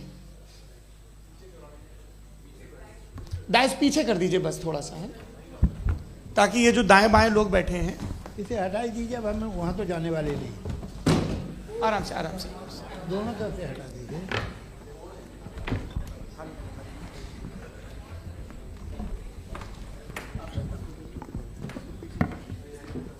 इस बीच आप लोग भी अपने अपने सवाल तैयार कर लें। ये ध्यान रखेंगे कि मैं यहाँ से सवाल लूँगा, आप लोगों को अपना हाथ ऊपर करना है, अपना नाम बताना है, और अधिकतम 3 वाक्यों में अपना सवाल पूरा करना है। कई लोग सवाल की जगह भाषण देने लगते हैं, उससे आज बचना है। जी मुफ्ती साहब, पहला सवाल आपका, 16 मिनट हैं, हम दोनों लोगों के सवाल लेंगे। जी जी बहुत शुक्रिया। आपकी जो अभी बात हुई बहुत अहम थी, मैं इसको चाहूँगा कि आगे डिस्कस करूँ, लेकिन चूँकि अभी ये वो सेगमेंट है क्रॉस एग्जामिनेशन, तो सबसे पहला सवाल आपसे ये है कि जो मैं इतनी देर से कॉन्टिंजेंसी आर्ग्यूमेंट आपको बता रहा था, ये अकल से ही बता रहा था हजरत, आप ये बताएं कि आप इन्फिनिट रिग्रेस ऑफ कॉजेस को पॉसिबल मानते हैं या नेसेसरी बीइंग के एग्जिस्टेंस को सही समझते हैं? चूंकि 2 ही ऑप्शन हो सकता है, आप ये बताएं। देखिए, आपको मैं ईमानदारी से बात करूं, एक तो मैं कॉन्टिजेंसी वर्ड ठीक से समझता नहीं, और इस वक्त भी जो आपने अंग्रेजी के अल्फाज इस्तेमाल किए वो ज़रा थोड़े से मुझे डिफ़िकल्ट और कॉम्प्लिकेटेड लगे, तो आप ज़रा सिंपल ज़बान में सवाल कर सकते हैं? बिल्कुल कर सकता हूँ। जी। यूनिवर्स की हर चीज कॉन्टिंजेंट होने का मतलब यह है कि वो अपने एग्जिस्टेंस में किसी के ऊपर डिपेंडेंट है। जो भी चीज डिपेंडेंट होगी वो चीज इंडिपेंडेंट नहीं हो सकती, तो उसका कोई ना कोई कॉज होगा। तो अब आप क्या समझते हैं कि ये इन्फिनिट रिग्रेस है, यानी कॉज पर कॉज, कॉज पर कॉज, कॉज पर कॉज, और कभी कोई यानी ये एंडलेसली चलता रहा? क्योंकि अगर ऐसा होगा तो हम तो एग्जिस्टेंस में आते ही नहीं। लॉजिकली ये मुत्तफक अलैह चीज है, मुत्तफक अलैह अग्रीड अपॉन। ओके, इस पे हमने एग्री किया था कि मुश्किल शब्द आएगा तो अर्थ बताना पड़ेगा। तो इन्फिनिट रिग्रेस तो पॉसिबल नहीं है, तो कहीं ना कहीं आपको रुकना पड़ेगा ऐसे नेसेसरी बीइंग पर। नहीं, कोई जरूरत नहीं रुकने की। किसने कहा आप रुकना पड़ेगा? आप रुकते हैं खुदा पे, आप नहीं रुकते। आप कहते हैं वो हमेशा से, जब उस वक्त से जब वक्त नहीं था। आप कहाँ रुकते हैं कि अब हुआ था वो? आप नहीं कहते। हम क्यों नहीं मान सकते कि यूनिवर्स जो है और बल्कि मल्टीवर्सेस जो है वो हमेशा से हैं, वो बनती है, बिगड़ती है। एक हमारे यहाँ एक चीज़ है ब्लैक होल, वो समेट लेता है वापस, फिर ब्लास्ट होता है, फिर फैल जाता है। और इसमें हमारी तो खैर कोई औकात ही नहीं है। इंसान की एक छोटे से जर्रे पे हम 50-60 साल की उम्र रखते हैं, जो करोड़ों अरबों साल की कायनात है उसमें, और पैदा भी नहायत ही बेहुदा वजह से हुए थे। तो इसमें ये सोचना कि इसकी वजूहात और ये क्यों है, ये डिपेंडेंट है, ये हम देख रहे हैं। क्या मालूम, आप सोचिए कि ये जो फैल रही है कायनात, ये कहाँ फैल रही है, ये कहाँ जा रही है, और ये फैल क्यों रही है? अरे बना ली थी तुमने, रुको भैया, काफ़ी है। ये फैल क्यों रही है? ये और कौन सी कायनात जिसे मैं दूरबीन से देखता हूँ तो 2 बिलियन लाइट ईयर पे है, उससे मेरा कोई वास्ता ही नहीं है। 2 बिलियन ईयर यानी अगर मैं 80,000 माइल्स पर सेकेंड से चलूँ तो 20 करोड़ साल में वहाँ पहुँच जाऊँगा। इसकी ज़रूरत क्या थी? ये दुनिया, ये कायनात तो इंसान अशरफुल मखलूक़ात के लिए बनाई गई ना। तो ये सब ये टर्म समझ में नहीं आया, इसमें कोई ख़ास समझने वाली बात थी भी नहीं। ये जो अल्टीमेट कहा यह जाता है कि ये जो पूरी यूनिवर्स है, ये जो दुनिया है, ये इंसान के लिए बनाई गई। अच्छा, ये सब इंसान के लिए। क्यों साहब, सही है ना? बिल्कुल, लेकिन इसका ये मतलब नहीं कि किसी चीज के पीछे रीजन आपको नहीं पता तो रीजन नहीं है, इसे कहते हैं नहीं, मुझे नहीं पता, लेकिन मेरी जिम्मेदारी नहीं है। वो बिल्कुल सही कहा था उसने, बर्टन रसल ने। आपने उसे मजाक में टाल दिया कि भाई आप एक दावा कर रहे हैं, मैं क्यों कहूं कि ये गलत है दावा? आप प्रूफ कीजिए, मेरे पे जिम्मेदारी ही नहीं है, मैंने थोड़ी कहा है। आप प्रूफ कीजिए कि ये सही है। आप आर्ग्यूमेंट ऑफ कंटिंजेंसी का जवाब ही नहीं दे रहे हैं। पूछना चाहेंगे? आप सवाल पूछना चाहेंगे मुफ्ती साहब से? क्योंकि ये क्रॉस एग्जामिनेशन का दौर है। आप जैसे पहले बोल रहे थे फेथ को लेके कुछ, मैं ये पूछना चाहूँगा कि खुदा ने जो भी रेवोल्यूशन किए हैं, एक मज़हब के नहीं बहुत से मज़हबों में किए हैं, अलग अलग रेवोल्यूशन है। कहीं कुछ एक बातें हैं, कॉन्ट्रडिक्शन भी है आपस में, कहीं कुछ आप कर सकते हैं, कहीं कुछ नहीं कर सकते। ऐसा नहीं है कि सबकी कोड ऑफ मॉरल एक है। तो ये किस्सा क्या है?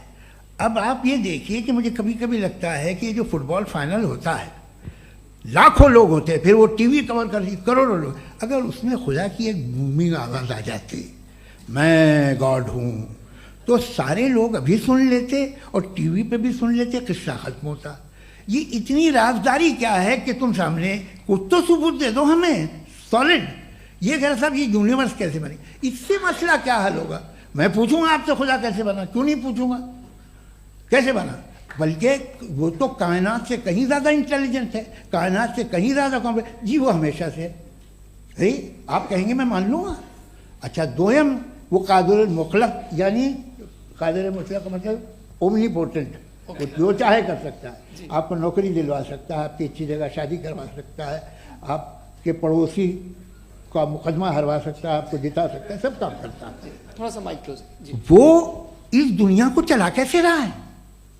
ये दुनिया कैसे चल रही है? आपको इस पर हैरत नहीं होती? या क़यामत के बाद कभी एक जस्टिस होगा, जब ये बच्चा मर चुका होगा जिसकी धज्जियाँ उड़ गई बम से, इसको इंसाफ मिलेगा तब? अच्छा, अब जवाब दूं? हाँ जी, मैं इसीलिए आप की तरफ। सबसे पहले आपने रेवलेशन और स्क्रिप्चर्स की बात की, इस पे मैं बात कर सकता हूं, लेकिन आज नहीं करूंगा चूंकि वक्त कम है, कभी और इस पे डिस्कस करेंगे। मैं तैयार हूं उस पे भी बात करने के लिए। ये अभी से राउंड 2 की भूमिका तय हो रही है। Does God exist round 2? चूंकि आज गॉड के एग्जिस्टेंस पे बात है तो मैं उसी के रिलेटेड जो है आपके सवालात को एंटरटेन भी करूंगा और मैं भी पूछूंगा। आपने कहा कि आपने साबित ही नहीं किया, जबकि आर्ग्यूमेंट ऑफ कॉन्टिजेंसी बुनियादी आर्ग्यूमेंट है। आप मुझे कॉन्टिजेंसी का मतलब बताइए, आपका मतलब क्या? कॉन्टिजेंसी कॉन्टिजेंसी का मतलब यह हुआ कि हर वो वजूद जो किसी भी चीज का पाबंद है, हर वो वजूद या हर वो चीज जो अपने एग्जिस्टेंस में किसी भी चीज के पाबंद है और उससे बाउंड है, उसको उसकी जरूरत है, उस पर डिपेंड करती है, तो जाहिर सी बात है कि उसका कोई ना कोई कॉज होता है। ये तो अक्ल की बात है, ये आप रीजनिंग की बात करते हैं, मैं वही कर रहा हूं। दूसरी चीज आपने ये बात कही कि इतने बिलियन लाइट ईयर्स दूर है, उसका मेरा क्या लेना देना। फिर मेरे ख्याल से आपको ये नहीं कहना चाहिए I think therefore I am an atheist. आपको सोचना चाहिए, सिर्फ आप एक लिमिटेड दायरे में रहकर नहीं सोचें, बल्कि बाहर निकलकर सोचें। आपने तीसरा सवाल किया, आपने 2-3 सवाल एक साथ। ऐसी बातें ना कीजिए, कुछ लोगों को इतराज हो जाएगा आप पे कि आप कुछ भी सोचिए, ये इजाज़त आपको है नहीं, मुझे है।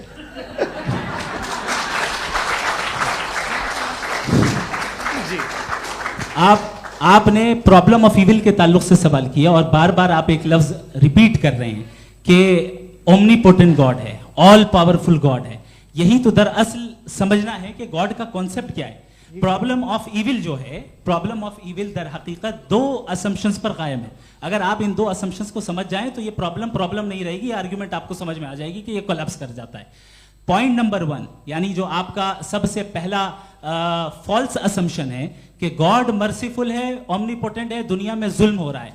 लेकिन आपको यह समझना चाहिए कि हमारे वर्ल्ड व्यू के मुताबिक गॉड सिर्फ ओमनीपोटेंट और सिर्फ मर्सीफुल नहीं है, बल्कि वो ऑल वाइज भी है और वो ऑल नोइंग भी है। उसके हर काम के पीछे हिकमत और विजडम है। ये कोई जरूरी नहीं है कि वो हिकमत और विजडम आपको समझ में आए या मुझे समझ में आए। अगर आप जो समझ रहे हैं उसके मुताबिक आप फैसला कर रहे हैं, ये लिमिटेड पर्सपेक्टिव से आर्ग्यूमेंट है। और इस चीज को हम अपनी दुनिया में, अपने लाइफ में, डेली लाइफ में इस प्रिंसिपल को एक्सेप्ट करते हैं। हम जब किसी डॉक्टर के पास जाते हैं, डॉक्टर के पास जाकर वो अगर उसने हमें कोई दवाई दी है तो हम ये तो नहीं कहते कि जब तक आपके पास जितना नॉलेज और जितना विजडम नहीं है, आपने क्यों ये दवाई दी है, तब तक हम इस चीज को एक्सेप्ट नहीं करेंगे। नहीं कहते, हम उसकी अथॉरिटी को तस्लीम करते हैं। क्यों? क्योंकि उसकी हम जानते हैं कि वो नॉलेजेबल है, वो विजडम वाला है, हमसे ज्यादा नॉलेज और हमसे ज्यादा विजडम है। बताएं सर। नहीं, डॉक्टर में और खुदा में बड़ा डिफरेंस है। डॉक्टर पढ़ा लिखा होता है एक, तो मैं उसकी बात सुनूंगा। दोयम ये नहीं, कुछ जवाब तो ये भी नहीं है सर। प्लीज, अगर सब ऑडियंस से बोलने लगेंगे तो फिर मतलब नहीं सिविलाइज्ड बहस का। मतलब आप ये कहें कि चूंकि आप डॉक्टर पे बिलीव करते हैं इसलिए खुदा पे बिलीव किए, क्या ये मिसाल आपको समझाने के आर्गुमेंट है, इस पे आपको एतराज नहीं है। तो सिंपल बात ये है कि मैं अगर ये यकीन कर लूँ कि एक ओमनीपोटेंट, उसकी मसलहत है, ये जो बच्चे मर रहे हैं ये मसलहत है उसकी, मुझे नहीं चाहिए इसकी मसलहत। उसकी मसलहत नहीं, यही तो समझना है, मतलब एक्सपीरियंस। अच्छा, इस आपने अभी मेरी बात पूरी सुनी नहीं। मैंने कहा आपका पूरा आर्ग्यूमेंट दो फॉल्स असम्पशंस पर है। एक फॉल्स असम्पशन मैंने बता दिया, दूसरा फॉल्स असम्पशन ये है कि इस दुनिया में इविल के होने का कोई गुड रीजन नहीं है, जबकि हमारे पास बाज रीजंस मौजूद हैं, हमारे पास बाज वजूहात मौजूद हैं। अगर इस दुनिया में इविल ना हो तो आप गुड को डिफाइन कैसे करेंगे? अगर जुल्म ना हो आप इंसाफ को समझेंगे कैसे? अगर तारीकी ना हो तो आप लाइट को समझेंगे कैसे?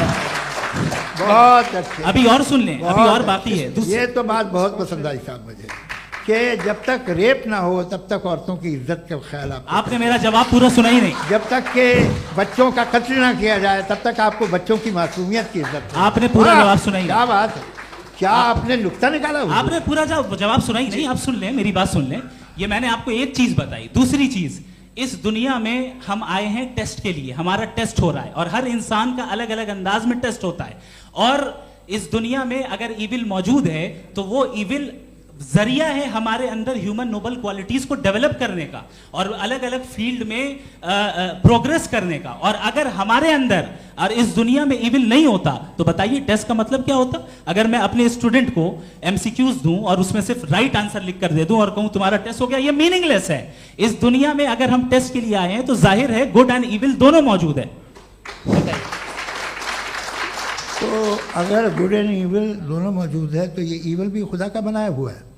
जी हाँ, खुदा का बनाया हुआ है। लेकिन अच्छा, चलो अच्छी बात। जी बिल्कुल, तो बिल्कुल खुदा ने बनाया। अभी तो ये है कि जो मेजॉरिटी है दुनिया में वो इविल है, तो ये खुदा एक्चुअली इविल के साइड पे लग रहा है मुझे। बिल्कुल भी मैं बताता हूं। मेजॉरिटी में तो वो है। क्या बात कर रहे हैं भाई आप? मैं बहुत कोई भी जो मुंसिफ होगा, चाहे आपका अपना घर हो जिसके आप सबसे बड़े हैं, चाहे आपकी ऑर्गेनाइजेशन हो जो आप चलाते हैं, वहां पर आप इविल रखेंगे साबित करने को कि बाकी लोग शरीफ हैं। मेरी बात सुन क्या ये आर्ग्यूमेंट ही गलत है? अगर कि जब तक के कोई इविल नहीं होगा तब तक के शरीफ आदमी शरीफ नहीं लगेगा। अगर एग्जामिनर गलत ऑप्शन दे रहा है तो एग्जामिनर इविल नहीं हो गया, जो गलत ऑप्शन को सेलेक्ट कर रहा है वो फेल होगा। क्रिएटर ने इविल को बनाया है लेकिन वो इविल नहीं है। अच्छा सुनिए मेरी बात, हाँ। Let me complete sir. जी जी। क्रिएटर ने इविल को बनाया है टेस्ट के लिए, वो इविल नहीं है। इविल वो होगा जो उसे इख्तियार करेगा। छुरी को बनाने वाला गलत नहीं होता है, छुरी का गलत इस्तेमाल करने वाला गलत होता है। रेप को कैसे गलत इस्तेमाल करते हैं? रेप इंसान के फ्री विल का नतीजा ये रेप कैसे गलत इस्तेमाल होता है, ये मुझे अब सुन लें, अब सुन लें। गलत इस्तेमाल होता हाँ, मैं बता रहा हूँ रेप कैसे गलत ना, इस्तेमाल? मैं बता रहा हूँ जी। कि जो इविल इस दुनिया में मौजूद है उसके कई सारे तरीके हैं। एक तरीका इंसान का अपना फ्री विल है। अब अगर कोई रेपिस्ट रेप कर रहा है तो इसका गॉड का कसूर नहीं है, वो अपने फ्री विल का गलत इस्तेमाल कर रहा है, उसको सजा मिलनी चाहिए। अच्छा। और उसी के लिए जहन्नम बनाई गई है। ये फ्री विल का भी बड़ा चक्कर। आप जब कोई बुरा काम करते हैं या कोई बुराई होती है तो ये कहा जाता है कि ये फ्री विल है। 7 billion free wills are moving on this planet, 7 billion free will. और एक आदमी अपनी फ्री विल से मुझे कत्ल कर दे तो मैं खुदा की मर्जी से मरा हूं कि इसकी फ्री विल की वजह से? मेरी मौत खुदा के हाथ है या ये फ्री विल वाले के हाथ है? खुदा ने फ्री विल का निजाम बनाया है और उस निजाम का गलत इस्तेमाल करके कोई आपको मार रहा है, इस्तेमाल करके मेरा कत्ल कर देता है। अब मेरी मौत का जिम्मेदार कौन है? वो इंसान जिम्मेदार है। वो इंसान। जी। तो ये कहना कि और उसको खुदा ही उसको जिंदगी उसको देता सजा है, मिलेगी। तो अब आप आगे चलिए कि ये तय करना कि अल्लाह ही या खुदा, सॉरी अल्लाह ने, खुदा ही जिंदगी देता है, खुदा ही मौत देता है, ये गलत है। बिल्कुल गलत नहीं है। हाँ, नहीं, निजाम उसी ने बनाया फ्री विल का, निजाम मौत और हयात का उसी ने बनाया। You are contradicting yourself. अभी आपने कहा कि एक आदमी ने फ्री विल से आपको मार दिया, इसमें उसे फ्री विल दी गई थी, उसने गलत इस्तेमाल किया। 7 billion free wills are moving on this planet और आप चाह रहे हैं कि मैं सिर्फ खुदा का ध्यान करूं। ये 7 बिलियन फ्री विल्स को मुझे लुक आफ्टर करना पड़ेगा कि नहीं? ये तो तबाहियां कर रही हैं और तबाहियां ज़्यादा हो रही हैं। बिल्कुल। तो अगर आप बताएं अगर खुदा नहीं है फॉर एग्जाम्पल, हाँ। तो आप इविल को कैसे डिसाइड करेंगे? यानी how can you define evil objectively without God? देखिए, दुनिया में 2 तरह के जानवर हैं। एक जो अकेले रहते हैं जंगल में और एक जो ग्रुप्स में रहते हैं। ग्रुप में जो भी रहेगा, चाहे वो आपका फाउंडेशन हो, चाहे कोई क्लब हो, चाहे कोई पॉलिटिकल पार्टी हो, चाहे कोई यूनिट हो, उसमें आपको इंटरैक्ट करने के रूल बनाने पड़ेंगे। यानी लोग तय करेंगे। लोग तय करेंगे। अगर लोगों ने यह तय किया कि किसी का रेप करना सही है, आप जस्टिफाई करेंगे? नहीं, आपका फाउंडेशन तो ये हो गया ना कि लोग ही विल डिसाइड करेंगे। नहीं, अरे दुनिया में ऐसे ग्रुप्स हैं जो रेप को जायज़ मानते हैं सर्टेन हालात में। मैं डिटेल में नहीं जानूंगा, आप भी जानते हैं। ये जो आईसिस वाले थे, इन्होंने क्या किया था, तो उन्होंने क्या किया उसका खुदा से कोई ताल्लुक नहीं है सर। मैंने सिंपल सवाल किया कि इविल को आप डिफाइन करते कैसे हैं? आगे वापस आइए जी। आप साथ में तभी रह सकते हैं जब कुछ आप ऐसे उसूल डेवलप करें जिसमें हर एक का बेसिक तहफ़्फ़ुज़, हर एक का बेसिक राइट हो और हर एक को कोई आराम मिले। यही तरीक़ा है किसी भी ऑर्गेनाइजेशन जिसमें एक से ज़्यादा लोग हैं और वो ऐसे चलती है ज़िंदगी। उसमें अगर आप गड़बड़ करेंगे तो तबाही होगी, नुकसान होगा, बर्बादियाँ आएंगी।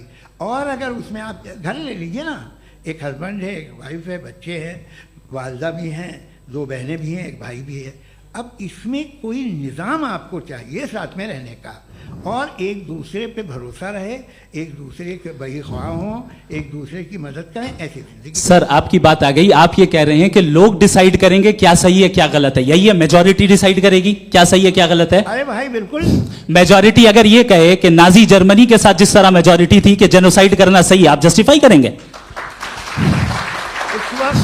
उस वक्त आपका ये सवाल सिर्फ उसके बाद क्लोजिंग। हाँ, उस वक्त प्लेनेट पे जो लोग थे, उनमें कितने लोग हिटलर को सही समझते? अच्छा, प्लेनेट की मेजॉरिटी तय करेगी सोसाइटी की नहीं। प्लेनेट की मेजॉरिटी गॉड के एग्जिस्टेंस को सही मानती है, आप क्यों नहीं मानते? ये हेलो ये क्रॉस क्वेश्चन का राउंड यहाँ पर समाप्त होता है। और ये बड़ा अच्छा है कि इस तरह से फ्रेगमेंट कर दिया गया है ताकि जो मरकरी ऊपर जा रहा है नीचे जवाब दे दूं। जी। प्लेनेट की ज़्यादातर मेजॉरिटी कुछ दूसरे मजहबों के खुदा को मानती है। आप उन्हें क्यों नहीं? आप तो मेजॉरिटी की बात कर रहे हैं। अच्छा, ये क्लोजिंग आप ये कह रहे हैं इविल और गुड को डिसाइड मेजॉरिटी करेगी। मेजॉरिटी जो कर दे वो सही हो जाएगा। क्लोजिंग इसको जैसा आप ही लोगों ने तय किया है उसी फॉर्मेट को फॉलो कर लेते हैं। हाँ भाई, मैंने तो भले लोगों पे एतबार किया और तब मॉडरेशन तय किया। जी आपके पास 5 मिनट का वक्त है, क्लोजिंग आर्ग्यूमेंट है, उसके बाद हम ऑडियंस से क्वेश्चन आंसर लेंगे जावेद साहब के क्लोजिंग आर्ग्यूमेंट के बाद। ओके, टाइम स्टार्ट्स बहुत शुक्रिया जी।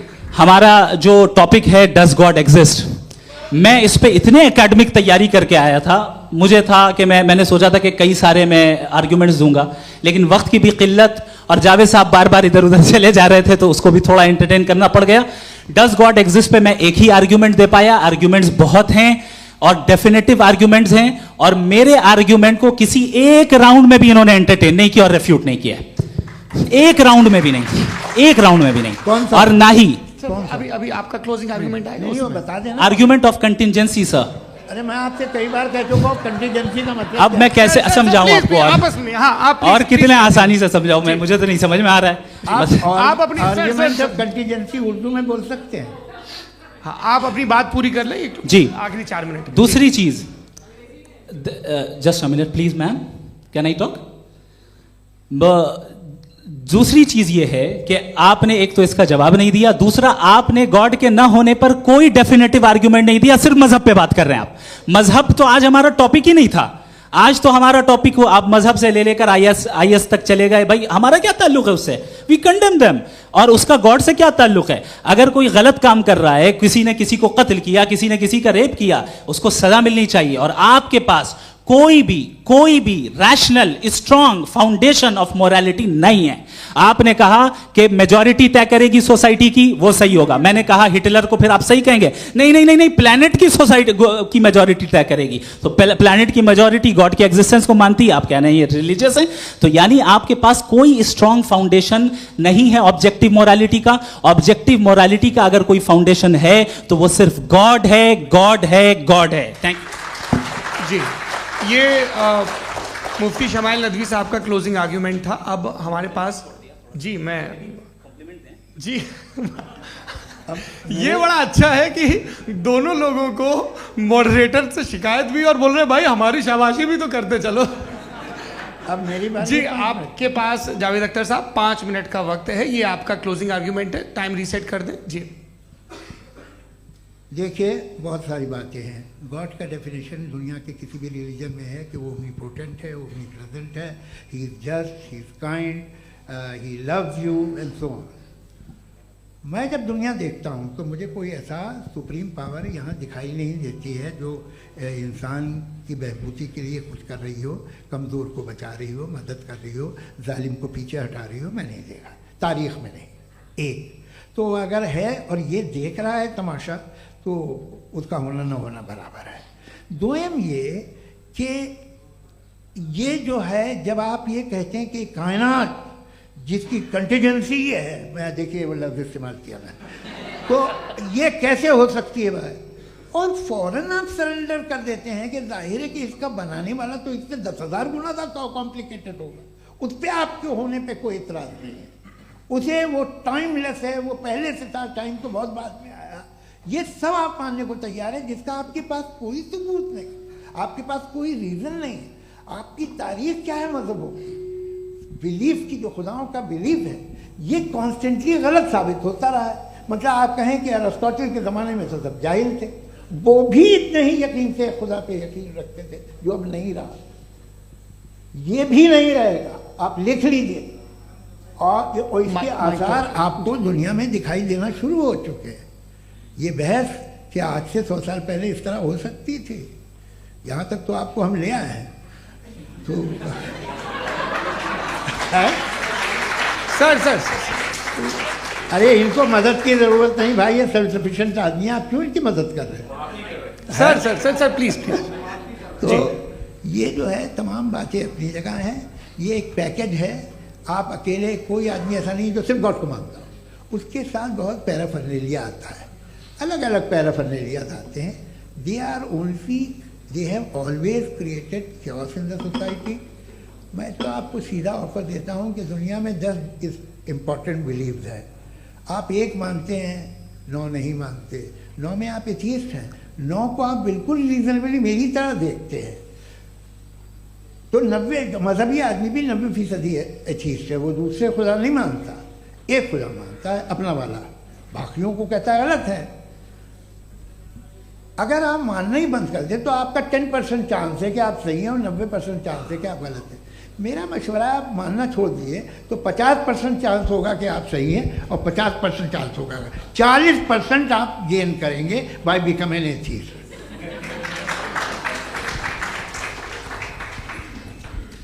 ये एक फरसूदा ख्याल है, ये ख़त्म हो रहा है। हो सकता है मेरी ज़िंदगी में ना हो, लेकिन ये हो जाएगा। जो बातें ये इनको आप मेटाफिज़िकल ये वो ऐसे रिस्पेक्टेबल टर्म दे दिए, ये तो उन लोग के हैं जिन्हें ना फिज़िक्स मालूम थी ना मेटा मालूम था, ये उन्होंने आपको दिए हैं। जी बहुत शुक्रिया आप दोनों लोगों का। और अब इस बातचीत का आखिरी राउंड शुरू होगा, डज गॉड एग्जिस्ट की ये बहस मुफ्ती शमाइल नदवी और जावेद अख्तर साहब के बीच। आप लोग अपने अपने हाथ ऊपर करेंगे, मैं यहाँ से तय करूँगा। और माइक हमारे पास है क्या? एक ही माइक है ऑडियंस के लिए? 2 माइक है, एक इस तरफ एक इस तरफ, ठीक है। तो जी सबसे पहले हमारी सहयोगी हैं मारिया शकील जी, पूछिए सवाल। थोड़ा सा रुकेंगे ताकि कैमरे का फ्रेम आप पर आ जाए, आपकी तो प्रैक्टिस है टीवी की। जी नदवी साहब, मैं खुदा को मानती हूँ, पहले मैं इसी प्रमाइस से शुरू कर रही हूँ और ये बता रही हूँ आपको, मैं मानती हूँ। लेकिन कुछ सवाल हैं जो जावेद साहब ने उठाया, उसका जवाब आपको देना चाहिए। पहला सवाल ये कि गज़ा में सालों से छोटे बच्चे मर रहे हैं, वो उनको अगर खुदा मर्सीफुल है, हम मानते हैं कि अल्लाह ताला में बहुत ताकत है, तो वो बच्चे क्यों मर रहे हैं? दूसरी बात ये कि अगर कंटिजेंसी की जो आप बात करते हैं, पूरे मुस्लिम ममालिक मिल करके भी उन गज़ा के बच्चों को क्यों नहीं बचा पा रहे हैं? क्योंकि अगर वो चाहते, क्योंकि अल्लाह ताला उन पर हुकूमत करते हैं, सब पर हुकूमत करते हैं, तो वो उनको क्यों नहीं बचा? जी थैंक यू वेरी मच। बहुत अच्छा किया आपने इस चीज़ को जिक्र कर दिया, मैं इसको और अच्छे से एक्सप्लेन करने की कोशिश करता हूँ। देखें, जहाँ तक आपने कहा कि गज़ा के बच्चों को मारा जा रहा है, देखिए 2 वर्ल्ड व्यू है, एक एथीस्टिक वर्ल्ड व्यू, एक थीस्टिक वर्ल्ड व्यू है।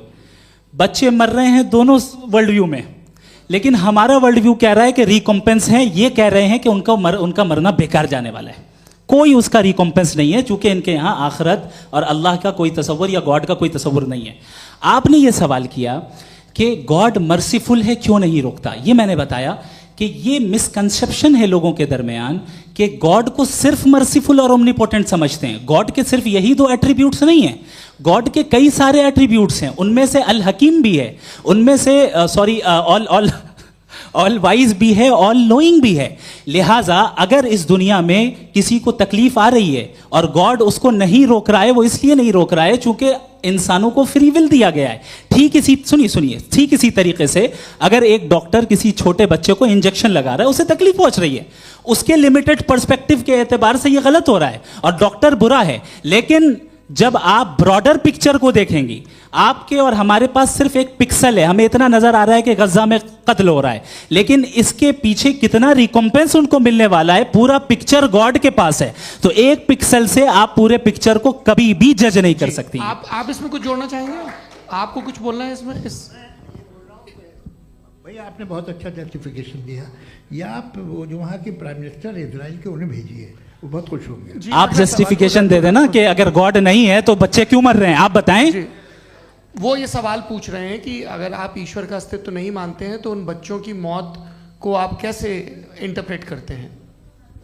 भाई ये दुनिया जो है, जो ताकतवर लोग होते हैं वो एक नाइंसाफी करते हैं। तो ये अच्छा काम है आपके नजदीक, तो नेचर नाइंसाफी पे मबनी है। अरे मेरे भाई, आप नेचर की कहाँ बात कर रहे हैं, तो इंसान की बात। तो फिर जब मैं इंसान की बात कर रहा था, आप नेचर की बात करने लग गए। क्रॉस एग्जामिनेशन नहीं। हाँ, अब आप मुझे बोलने नहीं देंगे तो अलग बात है, आप बोलिए, मुझे कोई जल्दी नहीं। जी नहीं, ये क्रॉस एग्जामिनेशन बोल तो लेने दीजिए। जी बोलिए। क्या बात ये है कि ह्यूमन सोसाइटी तभी साथ में रह सकती है जब वो मोहब्बत से, एकता से, एक दूसरे के एहतराम करके रहे। इसके अलावा पॉसिबल नहीं है, अकेले तो इंसान रह नहीं सकता। वहाँ पर कुछ लोग हैं जो फाउल करते हैं, वो फाउल हमेशा से तारीख में होता आया है। आज ये हो रहा है, जो हो रहा है बहुत बुरा हो रहा है, बहुत जालिमाना है, बहुत जाबराना है। उसको आप कहें कि ये बच्चों को कॉम्पनसेशन मिल जाएगा या इसकी इंजेक्शन है, इंजेक्शन तो हेल्थ के लिए दिया जाता है। आप ये कह रहे हैं कि ये बच्चों की जो धज्जियाँ उड़ रही हैं ये इंजेक्शन है, ये टेस्ट है, ये टेस्ट है, और उस टेस्ट में उनको ऐसा रिकॉम्पेंस मिलेगा जो आपके तस्वुर के बाहर है। ये आप 3 बरस के बच्चे को बारूद से उड़ा के टेस्ट ले रहे हैं? वाह! वो नहीं ले रहा है, खुदा नहीं उड़ा रहा है, इजराइल उड़ा रहा है जी। ये तो उसको कंडेम अगला सवाल लेते हैं। अगला सवाल लेते हैं प्रोफेसर पुरुषोत्तम अग्रवाल। मुफ्ती साहब, एक निवेदन आपसे है कि कम से कम थोड़ा सा माइक क्लोज एक रिलीजियस और फिलॉसफिकल कर मैम प्लीज। एक रिलीजियस और फिलोसॉफिकल ट्रेडिशन है जो ब्रह्मांड को यानी यूनिवर्स को ही अंतिम मानती है। सर्वम खलु इदम ब्रह्मम, this is Chandogya Upanishad, and it completely rules out the existence और नेसेसिटी, आपके शब्दों में necessity of a creator. The creation itself is the creator. तो एक मिनट प्लीज। दूसरा जो सवाल आपने अभी, जो आप बार बार कह रहे हैं कि भगवान विद्वान भी है, वाइज, सब जानने वाला, तो अगर विजडम में दुनिया भर के पापों और अत्याचारों को बर्दाश्त करना शामिल है, तो फिर इसका मतलब ये हुआ कि अगर मैं फ्री विल से उसको अपोज करता हूं तो ईश्वर की विजडम और मेरी फ्री विल में कॉन्ट्राडिक्शन है। Because when I am opposing whatever is happening in Gaza, then I am opposing the God's will और गॉड्स विजडम। जवाब लेते हैं तो गॉड की विजडम में, एक मिनट सर प्लीज सर, ये एक जुमला, गॉड की विजडम है कि गाजा में जो कुछ हो रहा है वो हो रहा है, मैं उसका अपोज कर रहा हूं, तो मैं गॉड की विजडम के खिलाफ जा रहा हूं। एक सवाल। दूसरा ये नहीं, आपने 2 ऑलरेडी। सर आप और सवाल कर लें, लेकिन मुझे 2 जवाब दे। पहले आपने ये कहा, सुनिए मेरी बात सुनिए। इजराइल के गॉड के मुताबिक तुम्हारा ठीक हो रहा है ना? नहीं हो रहा है, ठीक नहीं हो रहा है। मैं बता रहा हूँ क्या हो रहा है, आप तशरीफ रखें, मैं बता रहा हूँ क्या हो रहा है। Late me complete please. एक सेकंड गाइस, एक सेकंड। ये देखिए, ऐसा है कि ये सब बड़ा आपस में विचार विमर्श के बाद ये तय हुआ था कि कुछ नियम बना लिए जाएं ताकि एक टाइम बाउंड बातचीत चले। और भाई साहब, आप बड़ा जरूरी काम कर रहे हैं, लेकिन कैमरे के फ्रेम में आके उस काम को गड़बड़ कर दे रहे हैं। ठीक है गुरु, अब मेरे को कहीं का गुस्सा कहीं निकालना था, सॉरी। नहीं, कोई गुस्सा नहीं है जी। तो प्रोफेसर ने सवाल पूछे, आप उनके जवाब दें, और थोड़ा ये सब लोग थोड़ा ख्याल रखें भाई, सवाल संक्षिप्त रखें जी। आपने 2 सवाल किया।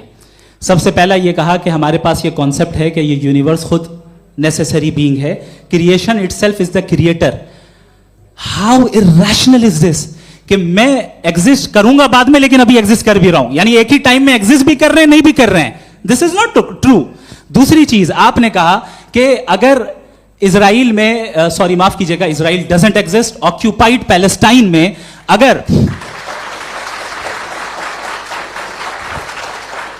अगर ऑक्यूपाइड पैलेस्टाइन में बच्चों को मारा जा रहा है फ्री विल की वजह से और गॉड नहीं रोक रहा, ये कॉन्ट्राडिक्शन है। ये बताइए कि एक एग्जाम में एक बच्चा गलत आंसर लिख रहा है, सुनिए, एग्जामिनर चाहे तो रोक सकता है, क्यों नहीं रोक रहा है?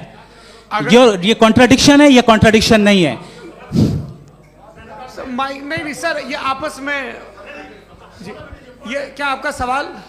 माइक दीजिए। फ्री विल दिया गया है टेस्ट के लिए, अकाउंटेबिलिटी के लिए। अगर फ्री विल नहीं होता तो आप कहते हैं हमें रोबोट बना दिया गया। नॉट मिसरिप्रेजेंट माय पोजीशन, आपकी जो भी पोजीशन, मैं अपनी फ्री विल के नाते, अपने ह्यूमन विजडम के नाते गाजा में हो रही अत्याचार का विरोध करता हूं। बिल्कुल करना चाहिए। आपके हिसाब से मैं गॉड की विजडम का विरोध कर रहा हूं? बिल्कुल नहीं, जो हो रहा है गॉड की, बिल्कुल भी नहीं, बिल्कुल भी नहीं।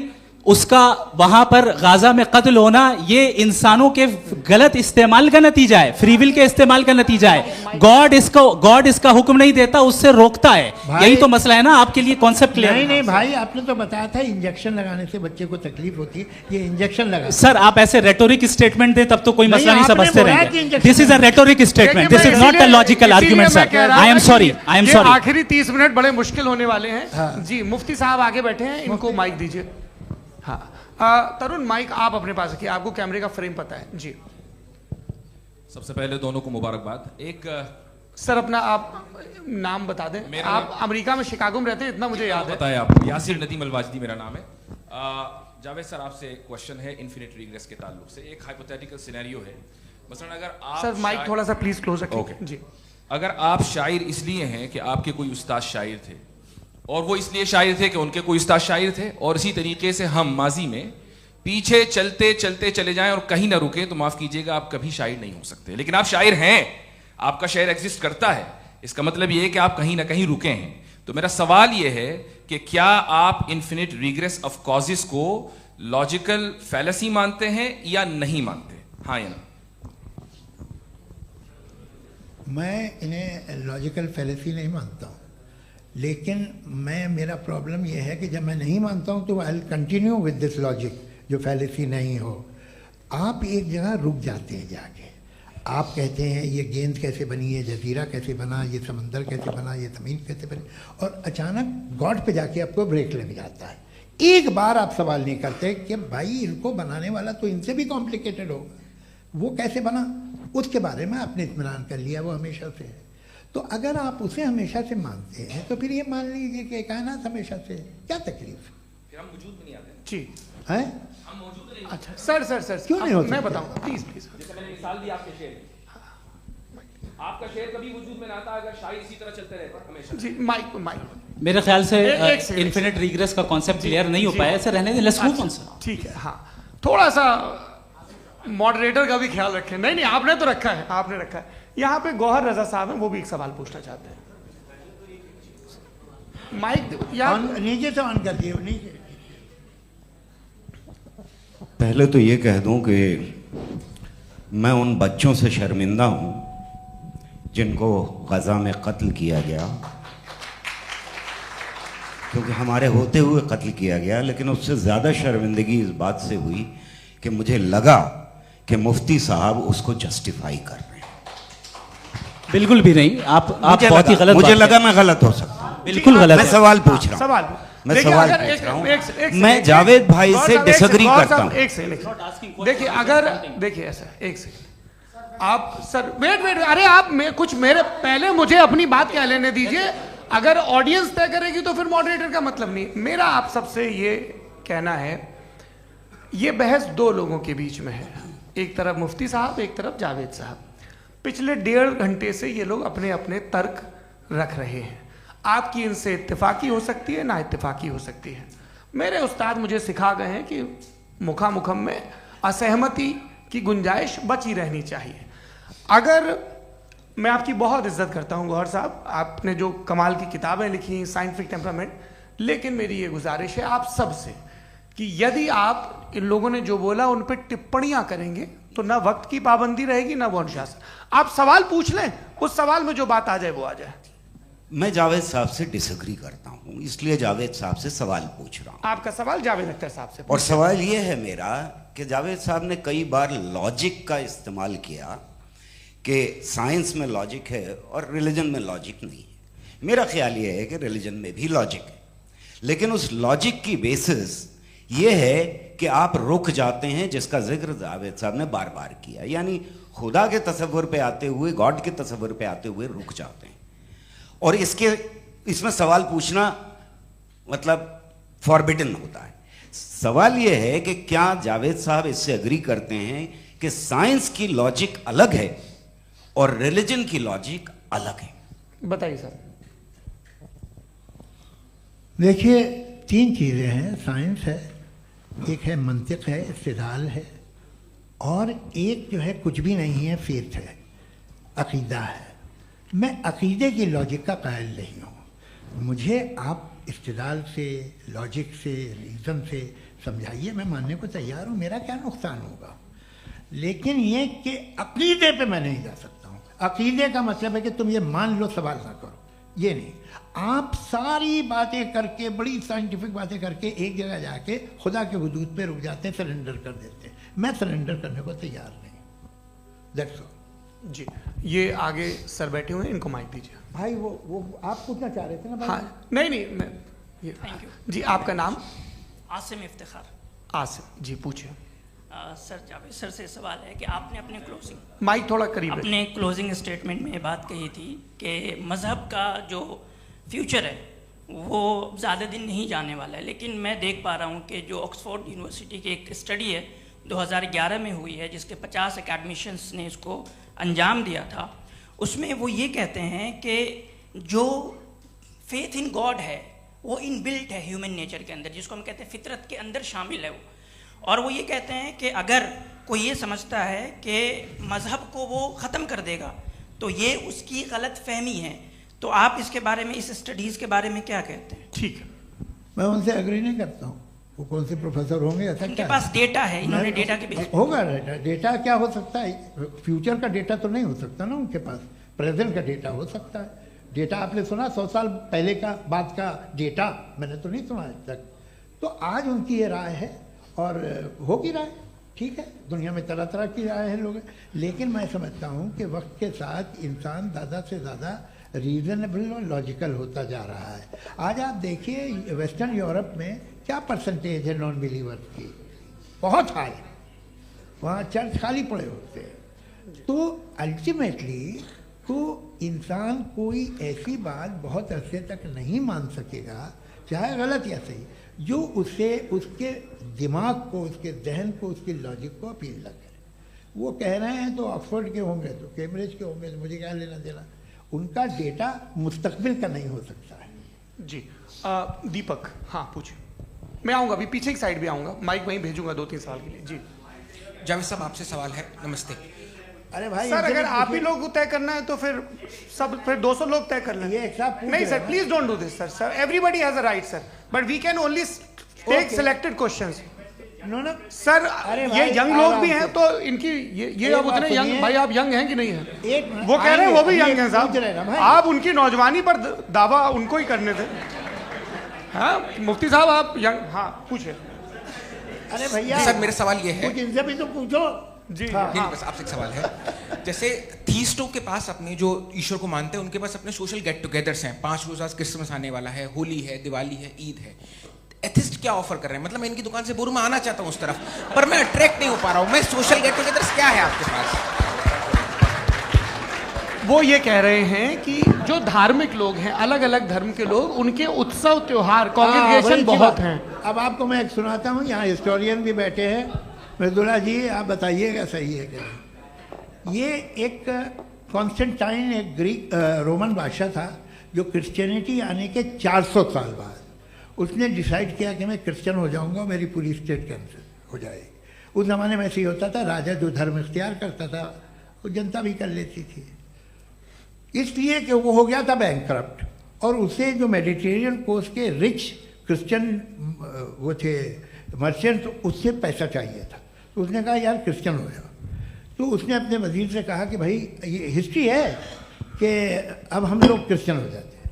पहले सर हो जाएंगे, कोई प्रॉब्लम नहीं है, लेकिन एक प्रॉब्लम ये है कि 17 दिसंबर से 25 दिसंबर तक जो पेगन फेस्टिवल होता, जो पेगन जो फेस्टिवल होता है वो बंद हो जाएगा, इसलिए कि हम क्रिश्चियन हो गए तो होगा नहीं। तो वो बच्चों को बहुत बुरा लगेगा, पब्लिक को बहुत इन्जॉय करते हैं, खासतौर से 25 को मेन डे। उसने कहा हाँ ये तो सही कह रहे हो, ये जीसस क्राइस्ट की पैदाइश कब थी? पहले साहब वो अप्रैल में थी। नहीं कट करो, वो 25 दिसंबर को है। यह हकीकत है जी। और 400 साल बाद क्रिश्चियनिटी के अप्रैल से दिसंबर ले आए, और इसलिए कि यहाँ पेगन फेस्टिवल होता था। अब मनाते हैं आप आराम से। ये जो सारे फेस्टिवल हैं ये रिलीजन से, हर एक को एक इंटरटेनमेंट डिपार्टमेंट चाहिए होता है अपनी कंपनी चलाने के लिए। तो ये रिलीजन ने, ये सेकुलर त्यौहार थे जिन्हें रिलीजन्स ने ले लिया है। ये मौसम के थे, फसलों के थे, किसानों के थे, उसको आपने लेकर रिलीजियस रंग दे दिया।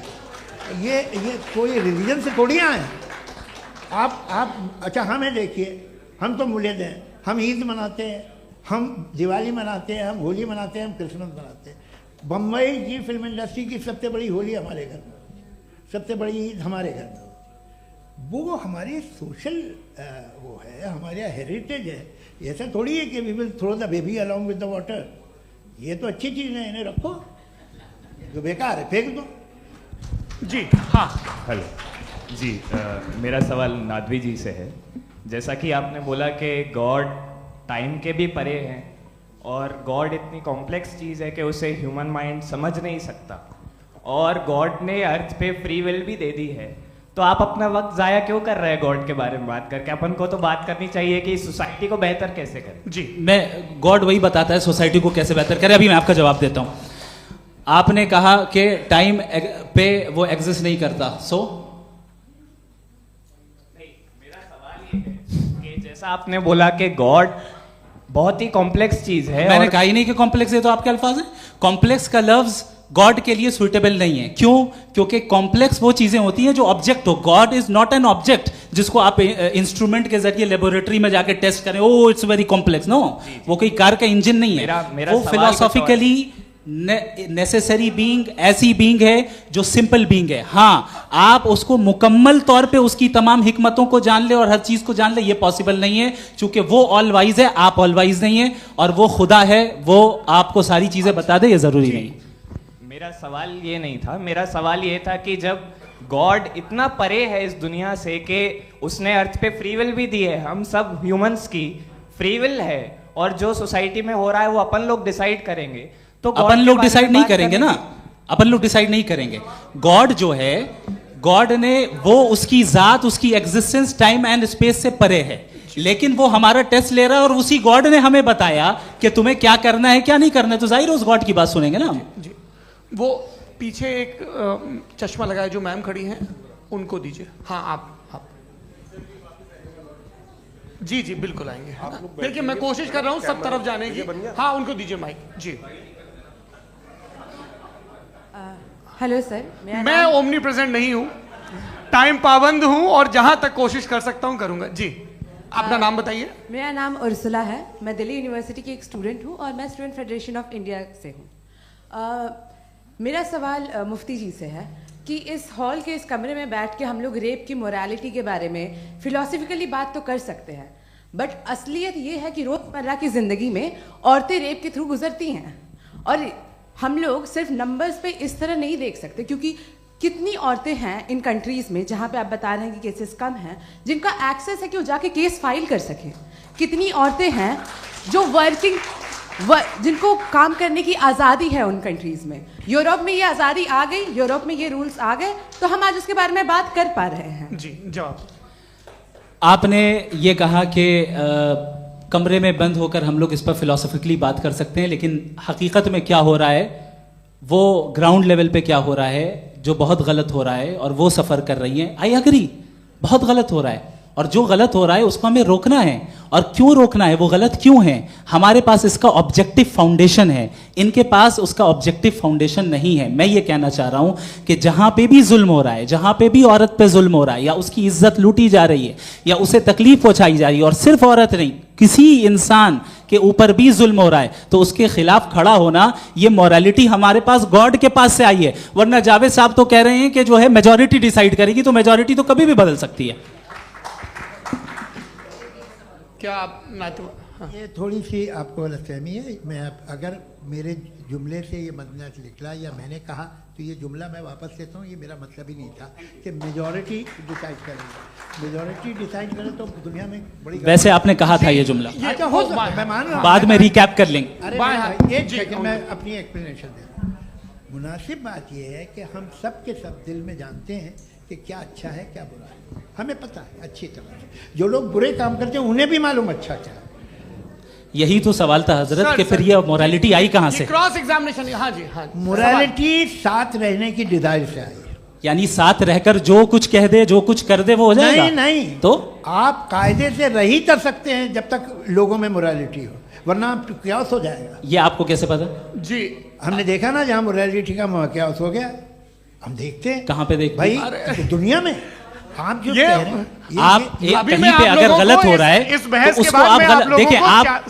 आप एपिस्टेमोलॉजी की बात कर रहे हैं, मैं ऑन्टोलॉजी की बात कर रहा हूं। मैं इस बहस फाउंडेशन आप दोनों लोगों को चाय पे होस्ट करूंगा, वहां पे क्रॉस एग्जामिनेशन कर लीजिएगा। अभी ऑडियंस का हक मार रहे हैं आप लोग भाई, सर जस्ट लोग हैं आप लोग। और ये भाई ये हाँ, उधर आएंगे, जी सर आएंगे। अच्छा सर, मेरा नाम लईकुर रहमान है और मैं अलीगढ़ मुस्लिम यूनिवर्सिटी का स्टूडेंट हूँ। और जहाँ तक मुझे पता है कि sir you are also product of Aligarh Muslim University. मैं भी उसी चमन का बुलबुल। हाँ सर, तो बहुत खुशी हुई मुझे जान करके कि मैं आपसे मिलूंगा। सवाल सर, मेरा सवाल यह है, सर सैयद अलैहि रहमा का नज़रिया यह था कि खुदा के वजूद को अक़ल के दायरे में रह कर के तलाश करना, न कि पूरी तौर से उसका इनकार कर देना। Sir, how will you define it? नहीं, तो ये तो आप इन्हें बताइए।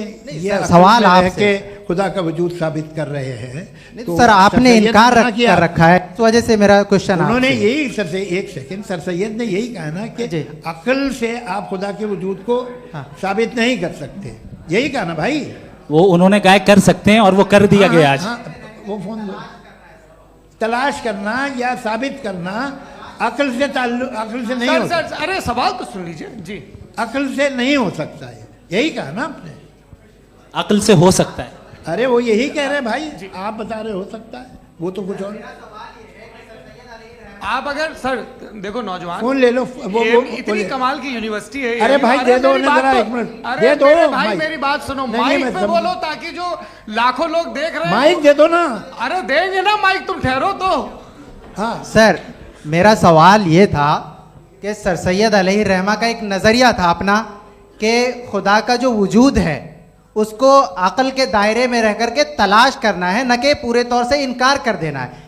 ये उनका कॉन्सेप्ट था। लेकिन मेरा सवाल ये है कि आप इसको कैसे डिफाइन करते हैं, एक्सप्लेन कैसे करेंगे, मैं आपसे जानना चाहता हूँ, क्योंकि you are the product of Aligarh Muslim University. मुझे अकल के दायरे में रख के मैंने बहुत तलाश की, मुझे मिला नहीं।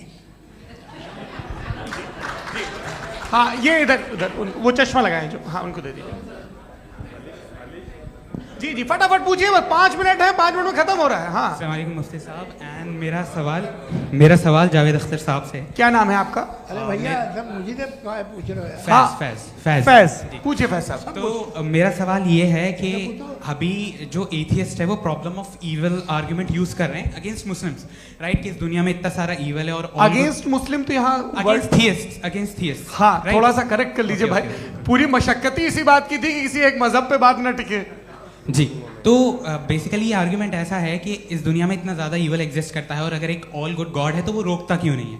लेकिन इस सवाल में एक हिडन अजम्पशन ये है कि इस दुनिया में ईवल एग्जिस्ट करता है। अब एथियस्ट ये कैसे ऑन्टोलॉजिकली प्रूव कर सकते हैं कि इस दुनिया में ईवल एग्जिस्ट करता है? मैं आपको बताता हूँ, थोड़ा सा समझा। नहीं सर, हम लोग इनको सुनिए। नहीं please don't do that. I want to explain ontologically. नहीं हम समझ गए सर, इनको अब जवाब देने दीजिए। अच्छा सवाल पूछ लो। मैं अभी तक क्या था वो मैं थोड़ा सा ऐड ऑन कर लेता हूँ। तुम गुरु, तो हम जब इसका राउंड 13 करेंगे ना तब तुमको स्टेज पे बिठाएंगे। जी तो हाँ जल्दी से। तो देखिए एथियज्म के हिसाब से सब कुछ रैंडमली बन गया है, सब कुछ एटम्स और मॉलिक्यूल्स है। एक पत्थर में और मुझ में सिर्फ इतना फर्क है कि हम लोग एटम्स और मॉलिक्यूल्स का अलग अलग रीअरेंजमेंट है। अब एक पत्थर को कोई इंसान तलवार से 2 टुकड़ों में काट दे या मुझे, according to atheism it is same. There is no evil and good according to atheism. जी अच्छा, फैज साहब का सवाल ये है कि हाँ कोशिश भी करते तो इससे गलत सवाल नहीं कर पाते। एक लाइफ फॉर्म है और लाइफ फॉर्म में फीलिंग्स हैं, मतलब लाइफ फॉर्म सुनता है, देखता है, टेस्ट कर सकता है, फील कर सकता है। तो उसकी ये जो क्वालिटी इस बबल में आ गई है वो जानवर में भी है, इंसान में भी है। तो जाहिर है कि उसे कोई तकलीफ पहुंचेगी, तो चूंकि उसके पास वो सेंसिटिविटी है तो मैं करेगा। पत्थर में वो सेंसिटिविटी नहीं है।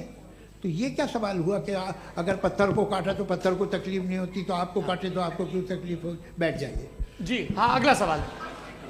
हाँ पूछे जी जावेद अख्तर साहब। अरे भैया सब आप लोग मुफ्ती साहब को छोड़ रहे हैं, तो मेरे ही पीछे पड़े हैं क्या? फिर चलो बोलो भाई।